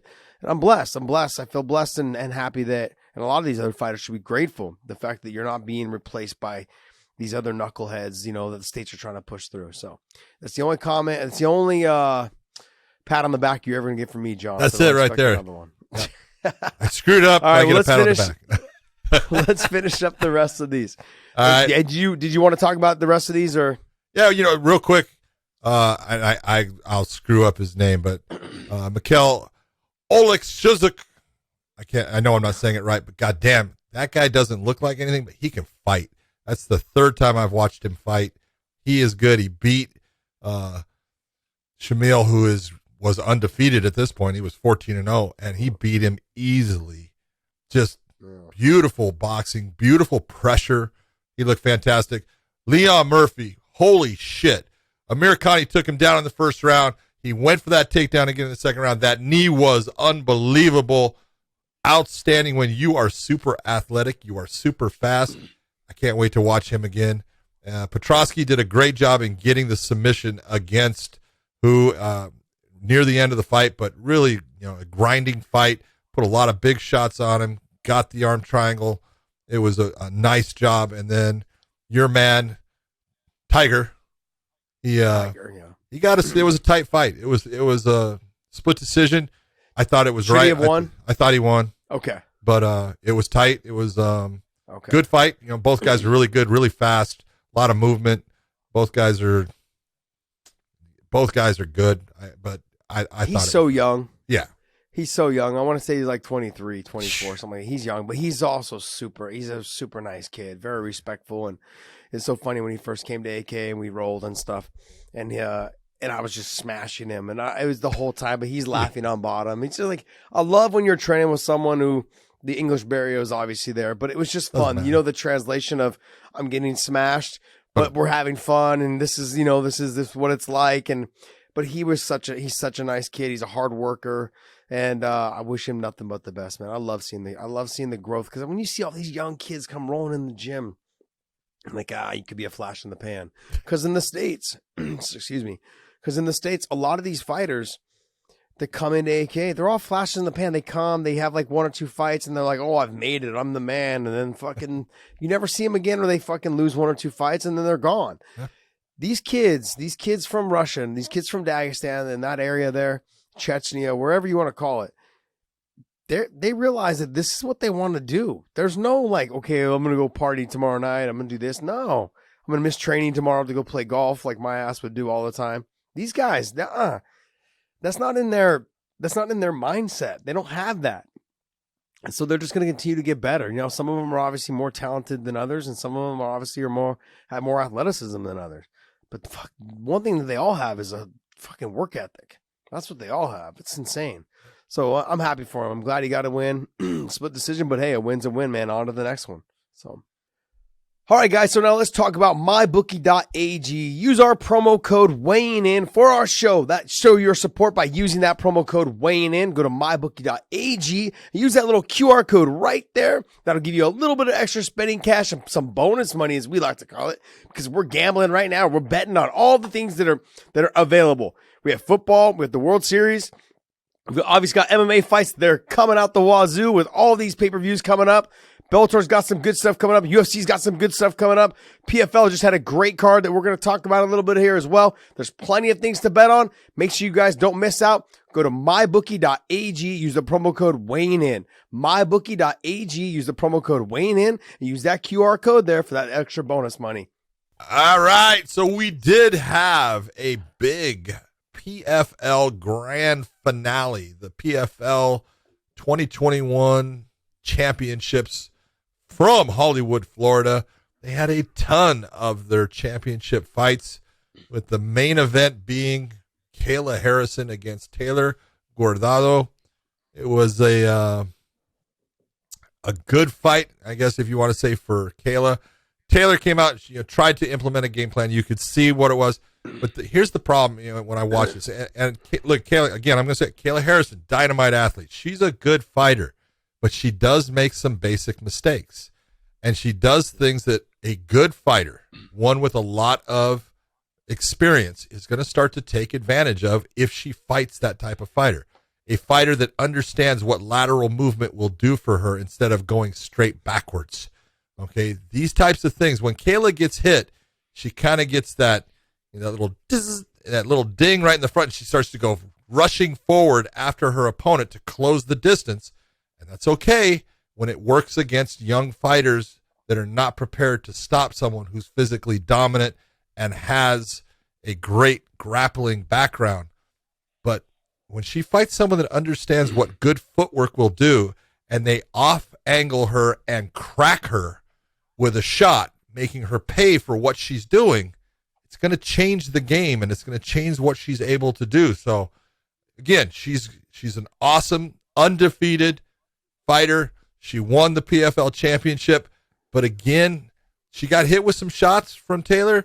She just was able to just physically overpower her, take her down, put her in bad positions. It was a nice armbar, nice setup she did at the end, but I see holes in the game, Josh. I really do, that they can definitely be taken away, but she needs to fight that upper level of competition that's going to put her in situations where everything she's doing doesn't just work for her because her opponent is not seasoned enough to do the right things. All right, John. Well, I'm going to say that I disagree with you. Okay. I don't think she needs to fight the upper level of competition. I think she needs to stay where the hell she's at, make all that damn money that she's fucking making, all right, and don't bother. Don't listen to the Twitter trolls. Don't listen to social media. Don't listen to John. Okay? I didn't tell her to stay move. where you're at. I didn't tell her to move. She needs to fight the upper level. I said she ain't going to fight she's upper level going competition where she's to at. fight the people with experience. She's going to need to start fighting upper level people that do these things, because when she runs into them, she's not going to be ready. She needs to stay where she's at. Okay. Keep fighting the people she's fighting. She's going to keep fighting them over and over and over. And winning $1 million a year? I like it. Yeah, winning $1 million a year. Plus the money she's making for each fight. Yeah. It's smart. Just keep doing it. Yeah. I would just keep doing it. Just keep doing what you're doing. There's going to be a time where someone's going to come along and beat you. So soak this up as much as you can. Once you go somewhere else, it ain't going to be like that. Someone put this to me. Someone told me this the other day. He said, look, I'm wondering why more UFC top level fighters and more Bellator fighters and other fighters from ONE or wherever don't go to the PFL.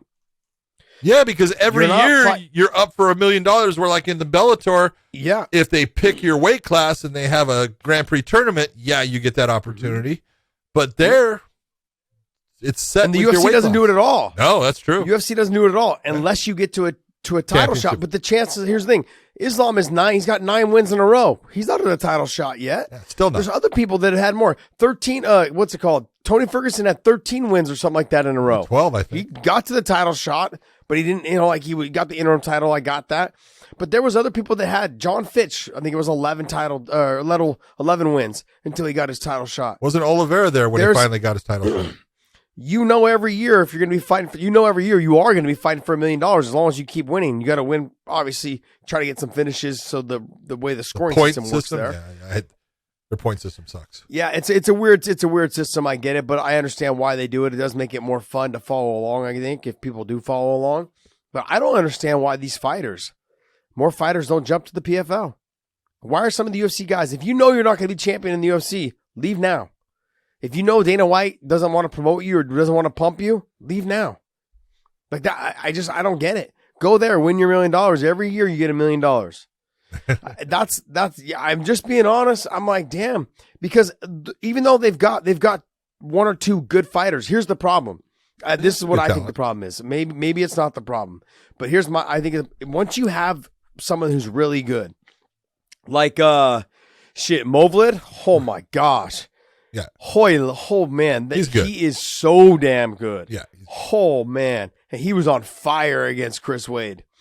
But now you take somebody like him, right, and fighters that are from the UFC or fighters from Bellator, fighters from wherever, they're like, that's the guy that's going to be in the finals every year now. So why do I want to go there and have to fight that? But that's one guy. In these other organizations, it's going to be harder to become the champion, and you're not going to win $1 million. That's the thing. You may never win a championship there. It's going to be a lot harder to win a title in UFC and Bellator than it is going to be in PFL. I think that's just a fact. I think it's going to be harder to win a title in Bellator as well as the UFC. But the opportunity to win $1 million is not the same. Every year you have a chance to win $1 million in your weight class, not like in another weight class. In your weight class, you have that chance. Like, I don't understand why more fighters just don't try and give it. Like, if you're sitting at number 7, number 9, or you're somewhere in there, right? What are your chances of really becoming the champion? You have to start asking yourself that. Be real with yourself. Only you know the answer. Now, don't get me wrong. I think people are going to have those runs in them, right? They're going to have the opportunities and the chances. But guys like Rory went there, they weren't successful. Anthony Pettis, everyone's like, oh, they were washed up. No. They're still extremely talented. That's called an excuse. They're still extremely. That's an excuse. Yeah, exactly. Okay, it's not washed up. Those guys were still really good when they left their organization. For all the people out there that say things like, "Oh, that fighter's washed up," or they're just taking the UFC scraps, you're an idiot. You don't know fighting. Okay, just telling you straight out, because all you are is a nut hugger for a specific promotion. Now, that's fine if you want to love the UFC. That's your business, and that's okay. But don't say a fighter is bad because they go after creating a better situation for themselves and their family and everything because someone's going to pay them more. That's crazy. Now, all of a sudden, because they're not fighting for this promotion when you were rooting for them, now they suck, or there's just scraps from the UFC. Mm-hmm. You're whoever you are, you're a douchebag. Sorry. Well, I know I look at who I saw them fight at 185 and 205 there. They were tough. Yeah. I saw when you watch those fights, but you're telling me that Yoel Romero and you're telling me Anthony Johnson wouldn't have had success there? I'm not saying they would have won it, but they would have done pretty damn good. They could have went there. They could have. Come on. When fighters are on their way out, I mean, like, I think when Roy McDonald left Bellator, he went there. I think he was like, look, this is a big time money grab. This is an opportunity for me to make a money grab. Yeah, it was very smart. But I wonder, like, if I was, can you pull up the UFC rankings, Dave, please? Which one do you want? Right. Let's go to 170. There you go. Well, 170, you had Ray Cooper won the 170. Ray Cooper's okay. So let's Magomed Karamov. Okay. So let's see. Let's go to 80. Sorry, let's go to 85 and let's go to 205 because those are the perspective ones that I was talking about. Okay. If I'm someone like maybe a Kelvin Gastelum, I'm probably thinking maybe even Darren Till. I'm out of here. Making $1 million a year plus the money that I'm making, I'm out. Like Kelvin, I think Kelvin has a solid chance of winning that thing. At least a couple of years, 2 years until somebody else comes in potentially and starts figuring out how to fight him. You know, Darren Till. I mean, there's a lot of good wrestlers in PFL. They have got quite a few of the Russian Dagestan style wrestlers there. So he may suffer a little bit because he has a hard time off of his back. But guys like if they ever do let him go, like someone like a Paulo Costa, I mean, if he's fighting at 205, let's go to 205. Okay, I think Dominic Reyes can make another run. I think Santos, he might. He's kind of been fighting really safe since his knees. He hasn't really been taking a chance. Anthony Smith, I think he may have another run in him, but he's gonna have a hard time with guys like Rakic and Yuri. Glover, I think, is gonna be done after probably 2 or 3 more fights. Jan's gonna stick around, obviously, but even someone like Anthony Smith bouncing and going to the PFL, Anthony could do very well. He's got a great chance.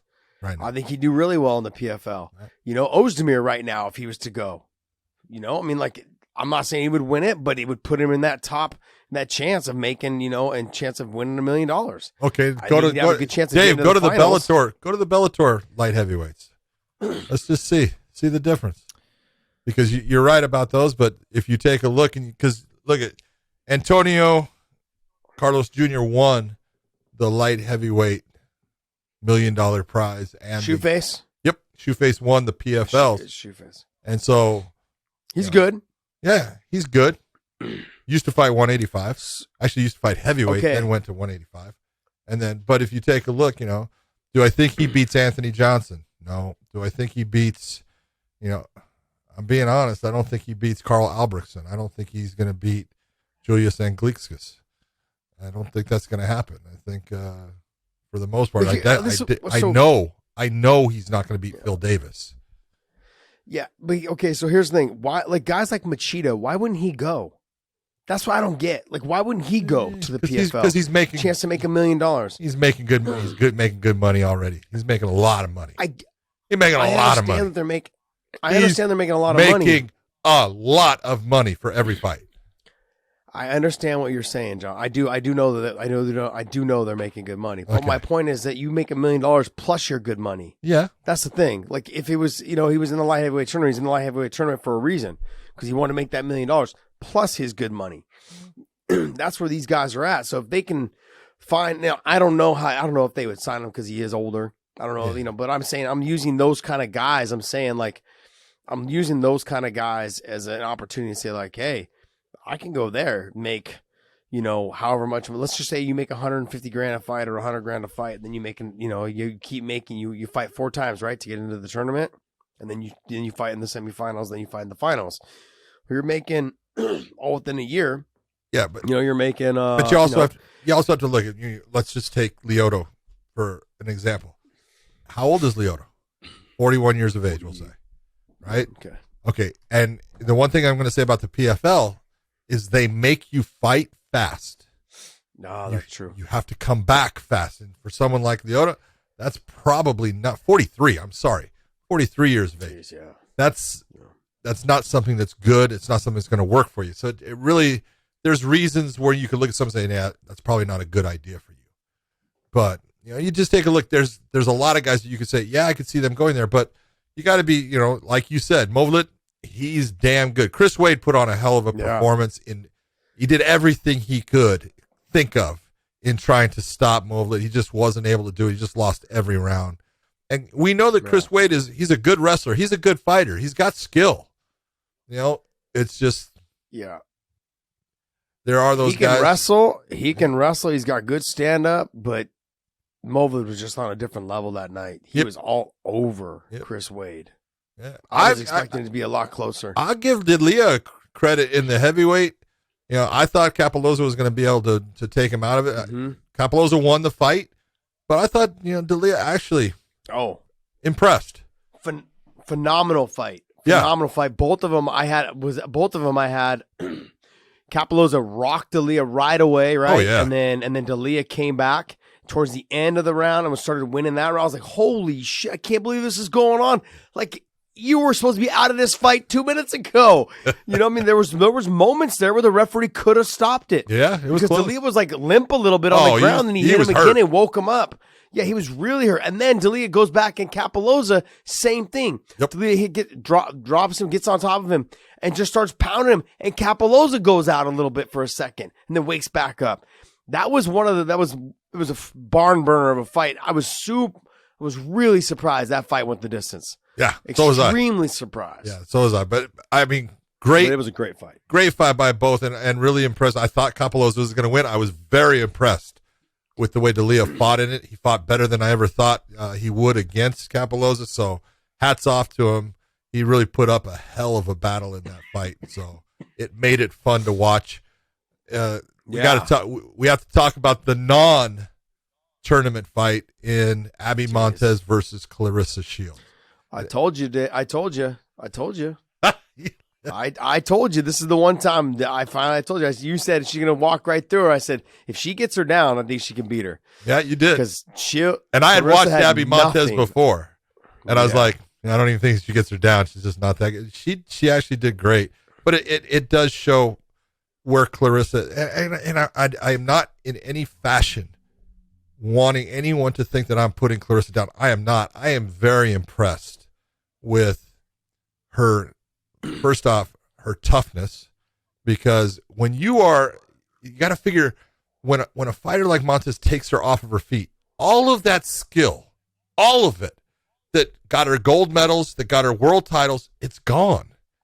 You can't utilize it. And so she's putting herself in these positions where that can happen, and she's, trying to fight her way through it.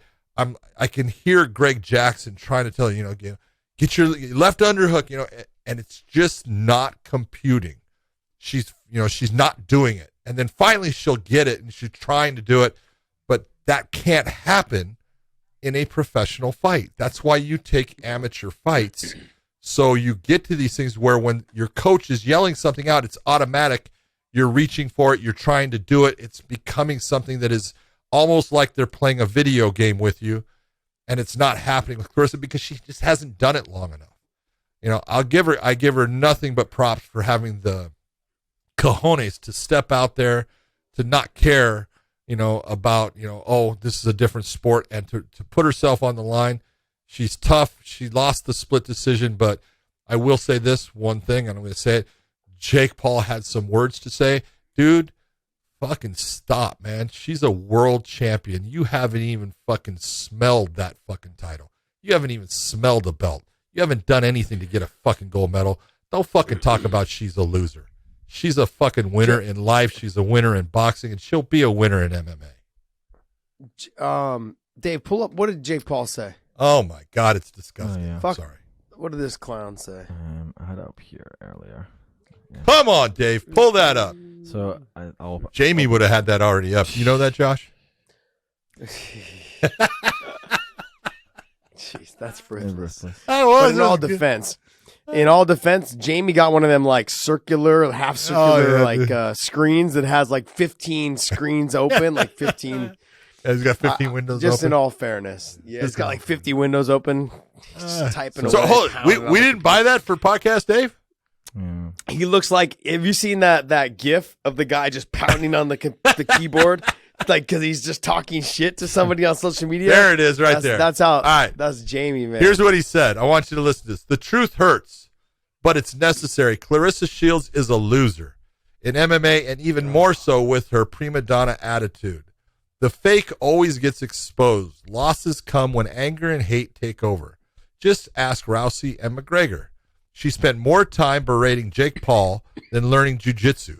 She's never been a big draw, and unfortunately for her, she never will be. Amanda Serrano, the GWOAT, though, has 30 KOs in 42 fights, 2-0 in MMA, both wins by submission. Congrats, Abigail Montez, on the win.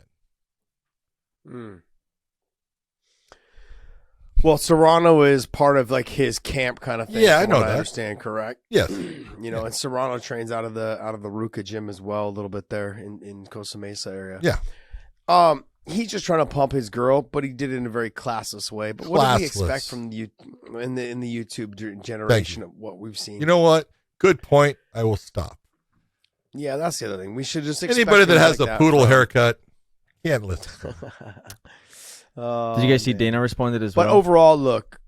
Who's responding? Dana responded to the whole Dana. thing and said that he basically said what John said, like, you've not fought anyone real, you've not fought anyone in your own weight class, you've fought old people, you've not fought anyone in your own sport, all the same stuff. Yeah. Yeah. Wait. There you go. John, are you and Dana? Dude, we are like guys this. friends? Because friends, like this, baby. You guys work. Did you Working it out. guys work this out? Look, Dana's being okay, how somebody, and I'm not taking anything away from Jake Paul as far as I give you credit, man. You stepped out there, you've done it, but you're creating your own situations, which is never the right thing, and it's something that everyone will be able to take and look at and criticize you for. Because you're not fighting people in your weight class. You're not fighting people in the sport you want to fight. If you want to go fight Ben Askren, go to MMA. If you want to fight Tyron Woodley, go to MMA. That's where they both created a career. And the fact that they both created that career at the 170-pound weight class while you are a 200-pound individual, well, if you want to get down to the 170-pound weight limit that they fight at, great. If not, then take on somebody that's bigger, because that's what you do when you fight for real. You fight people that are of your size, maybe not so much your age. I'm not going to say that if that's what Dana said, but I can understand what he's saying. You know, Jake Paul being a young guy and he's taking on guys that are retired, basically.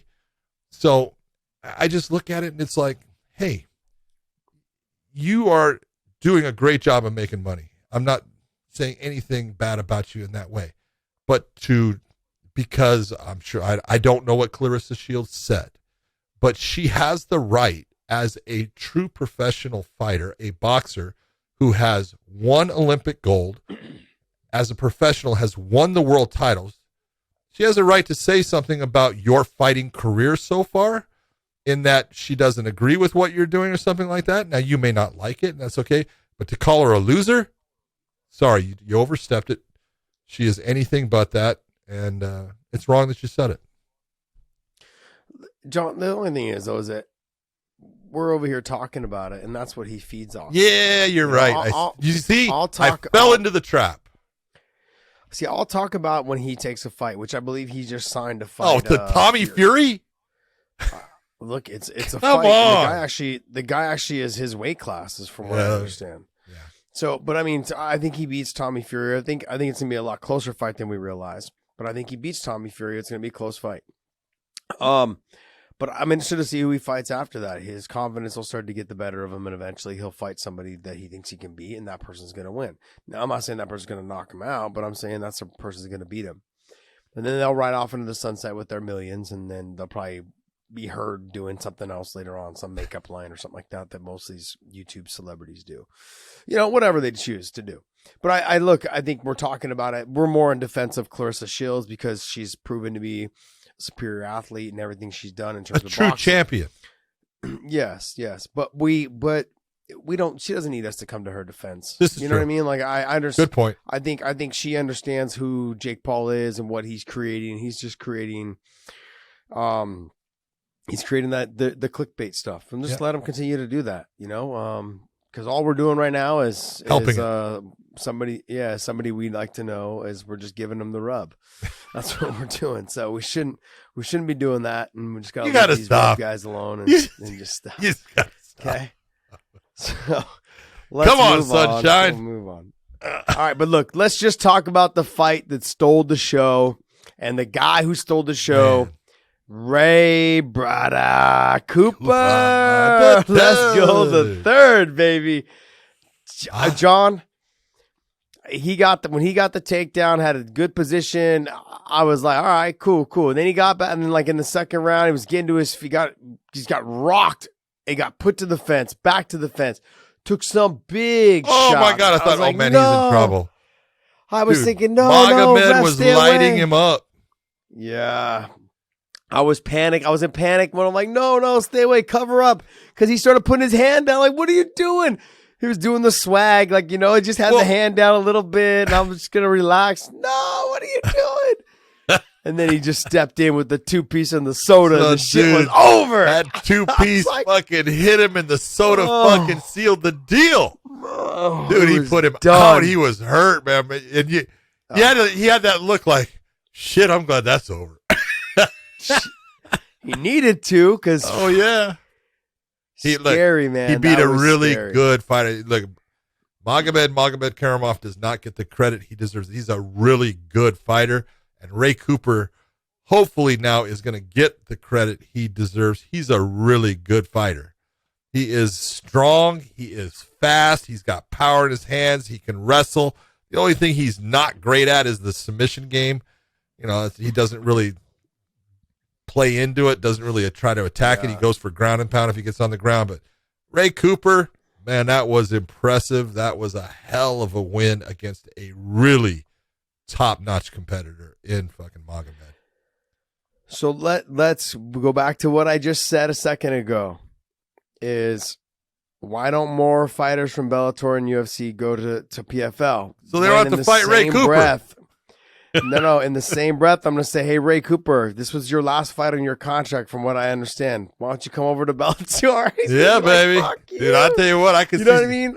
I can see some fights for Ray Cooper in Bellator that would be fun. I would love it. I would love there's that. Another Russian over there that would be a great matchup. Shit, him and Lima would be a great fight. Oh, it'd be Both of them like to fantastic. stand. Yeah. I would love to see that fight. Now, don't get me wrong. Look, I would love to see him in the UFC as well, you guys. Look, I'm not just saying I'm being upfront like I normally am. I'm very truthful in these type of situations. I'm a freaking homer. I want to see Ray Cooper fight in Bellator. That's just me because I'm a homer. But I'm being honest with you guys. There's a ton of great fights I would love to see him. Pull up the UFC rankings for me, please. Thanks, Dave. You talking about? Thanks, buddy. I mean, you got Usman, Covington. Oh my God, Burns, Edwards. You got a lot of matchups. You got a lot of matchups. Vicente Luque and him would be good. Him and Vicente Luque and him would be fantastic. I'd love to see him fight Stephen Thompson because he's one of those guys that just walk through your stuff and just try to touch you on the chin. It's a tough fight. That's a rough one. Stephen Thompson's a tough fight for everyone. Just but I think it's based upon length also. That's a rough one. That's true. That's a rough one.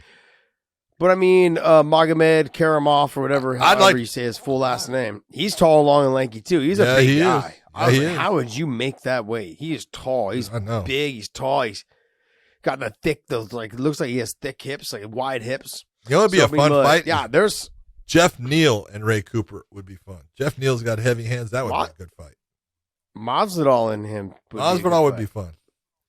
That would be a good fight. The two of them. It would. I love me some George, but George is getting up there in age, and Ray's still young. Yeah. Speed wise, that might not end up being comfortable. Hey, the old lions always get eaten by the young lions. Don't let that happen. Unless the old lion's this game smart. Works, my friend. Unless the old lion's smart and says that's enough. But anyway, I want to make sure that I would give enough due to our boy Ray Brother Cooper the third. Congratulations, my man. Congratulations. And Magomed Karamov, that was his first loss, I believe. No. He's had other losses. Yeah, I believe so. Maybe his first loss in PFL. Maybe. 6 losses. No? God, who was I thinking that was their first loss? I don't know. No. Somebody else didn't have losses. Let me see Magomed's record there. Let's see Magomed's.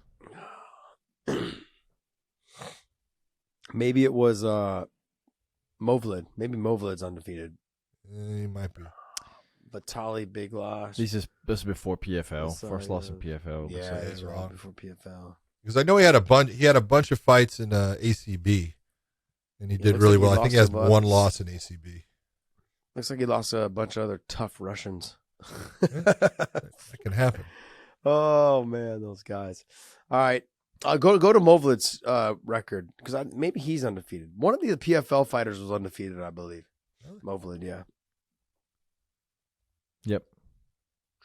Yep, 19-0.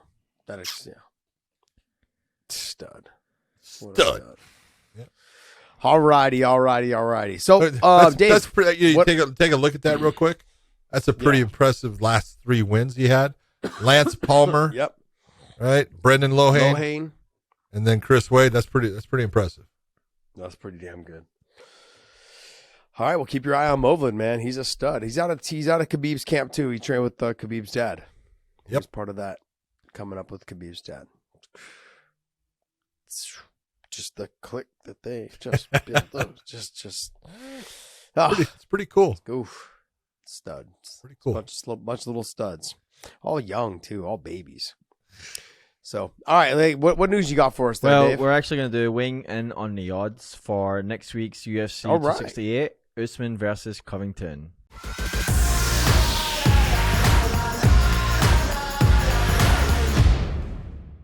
Do All you right, so have weighing the in on the odds? odds is a segment that we do specifically for these big time fights for mybookie.ag. Let's talk about this because we did pretty good. We Let's told talk about people they should bet on Glover because he could definitely win the fight. And he was like a plus 250 or something like that, 2 something or other. Yeah. So Yeah. we gave him that one. Told him, I think I would take Petr Yan, even though you're giving up some based upon in the style matchup with Cory, even though Cory, great fight. It was closer than what the scorecards would actually give you an idea of, but we gave him some good info.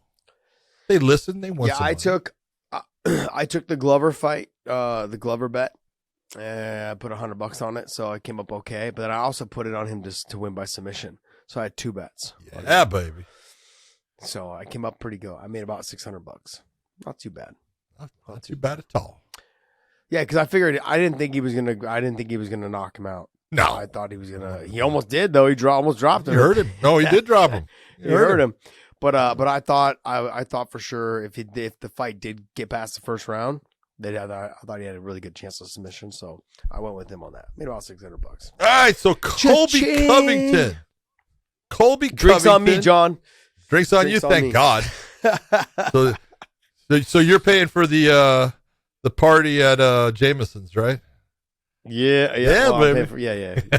It's all free there. No, it's not free. We gotta buy our tickets. We already bought them. Everybody. I'm pumped. We took all 12 seats, by the way. I know, that's good. There's 12 seats in the mixology class. It's all of us. That's MCW joined late, so it was all of us. So That's great. good. I'm gonna get MCW fucking blitzed. We're gonna get you blitzed. Try, baby. We're gonna, as long as somebody else is big there to help me carry you. All right, I'll have to Colby bring a dolly Covington out. taking on Kamaru Usman. Colby is plus All right. 250 to Kamaru Usman's minus 310, which is really kind of impressive if you're looking at Kamaru Usman that they have him that high against a guy who I believe they have Colby ranked as the #1 contender, and he's minus 310. That's a lot to give up. Yeah, this is one of those fights that I'm staying away from. But if I was gonna bet, even if I was gonna bet, I'd bet on Kamaru Usman. I believe that he has jumped so much since their first fight, whereas Colby Hasn't I been haven't fighting. seen the jumps. People talk to me that he's gotten so much better since he had his new camp and all this other stuff. I haven't seen it though. Yeah. And so I'm not. If I'm a betting person, doesn't matter if I like Colby or not. No. Okay, it doesn't matter if you guys think I'm talking. I'm not. Betting I'm not has hating nothing on to him. do with liking. If you're betting it with your has- heart, you're an idiot. This is very true, by the way. So when you look at this, if I'm going to take any bet, I'm going to go based off of that. Kamaru's been a lot more active. That's one. And two is Kamaru has evolved, not just his stand-up. He's gotten a lot better, and he won the stand-up fight the first time, and he's gotten better since then on the feet. Now, But Colby may try to says, wrestle him a lot more. Yeah, Colby says that was the worst fight he's ever fought. It's easy to say that now that you've lost. I mean, Okay, I was wondering what you were saying. I don't go. I'm not placing my bets on how you felt, how you're telling people you felt that day. Of course, you're gonna say that. Yeah. Had you won and said that, I'd be like, ooh, okay, then I should expect more. But no, I don't know. I don't know what to expect in terms of. It doesn't seem like I don't know if he has the ability to evolve enough on the feet to make a difference. Yeah. I don't think so. He doesn't strike me as he's athletic in wrestling, but he's not athletic. He's not athletic on the feet. But he's not I look overpowering at in either. him. He's not No, and I overpowering look in at his him- wrestling, and he's not overpowering on his feet. I look at him like a John Fitch kind of a Yes, little bit. very much. He's faster than John. He's a grinder. He puts pace on it. He's got output. But if you look at the younger, like the age that Colby is now, you look at that John Fitch. That John Fitch was fucking dominating people up until he got to GSP. You know, and that's kind of where Colby is. He was dominating people too up until he got to Usman. So if you look, I look at them, they being very similar. Now, if I was to bet, which I wouldn't bet 310 to win $100. Just Yep. not me. It's not what I do, man. I stay in my lane. Okay, so it's not what I do.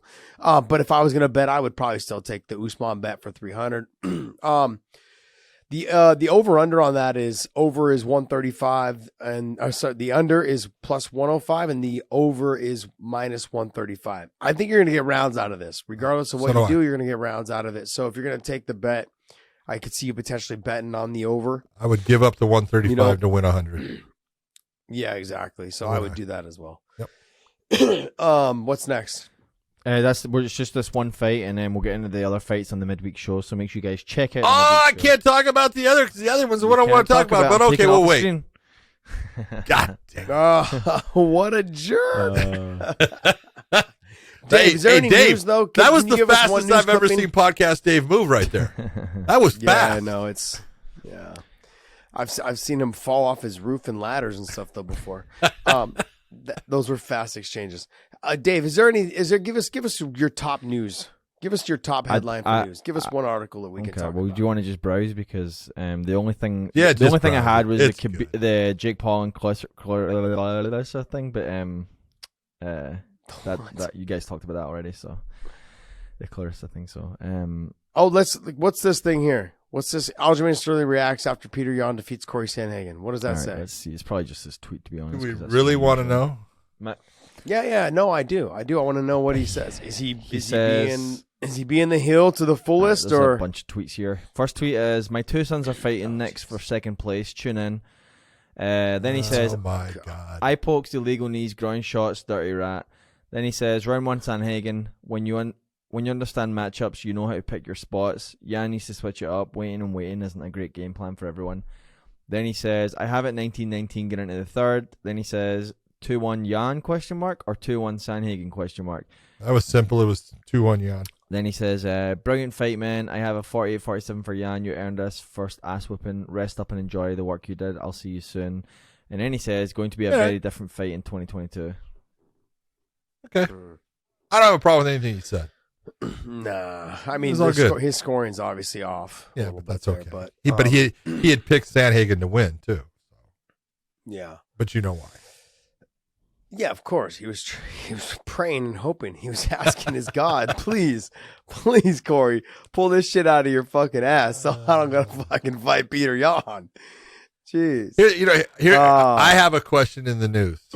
This comes from last week because now. We kind of talked about this before, but there was that great little diatribe between Jan Blachowicz and Corey Anderson. John, you're stirring the pot right now. I am stirring the pot because I'm not doing it. Hold it. Glover Teixeira is my friend. I love Glover. He has fought Corey, and he could beat anybody on a given day, but it does kind of that whole thing with, who knocked him out or I made you my broad or anything like that. The whole point is this. They're all good fighters. And on a given day, any of them can win.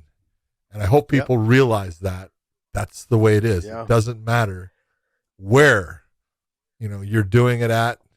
It just matters who's good and who's not. And all three of them are great. So. What you're going to find Hezbollah would probably beat all of them. Hezbollah smash all of them. I love them. Here's when you get to the upper weights, it becomes more it could happen in any given day on who's going to win. Yeah. Because of the punching power, the potential of getting a takedown, not being able to get up off your backs. Yeah. Normally in the lighter weights, it's the person who has the best technique. And you're seeing it like today with Petr Yan. Staying tight with his defense, letting his hands leave from his face, not throwing his punches from his waist. All of those things make a huge difference when you have a disciplined fighter who's like playing a freaking video game. And I'm not taking anything away from Cory Sandhagen, but Petr Yan is like playing a video game. If his coaches are telling him jab, he's jabbing, kick, foot sweep, whatever it is, he's doing it. He stays tight and loyal to everything he does. Those are hard fighters to fight. Doesn't matter if you're explosive, fast, good wrestler. They don't break rank. Very little mistakes. Yeah, they don't break rank. That was a good way of putting it. They don't break rank, and they make very few mistakes because they don't break rank. Yep. When you get into the heavier fighters, they leave themselves, they reach a little bit, they lunge a little bit, they load up a little bit. Once they get taken down, they're like turtles on their back. Majority of them are. They don't really get up all that well. They just try to wait out the round. Like that stylistically, when you get to the 205 and up, they don't really do that all that well. And so those fighters are all, I feel, more interchangeable than the lighter weight fighters, because the lighter weight fighters are technically sound. You know, whoever the most technical fighter is going to probably be the winner. Yeah. In the heavier weights, that's not the case. You know, so, which is freaking really strange, because I'm about to say this also.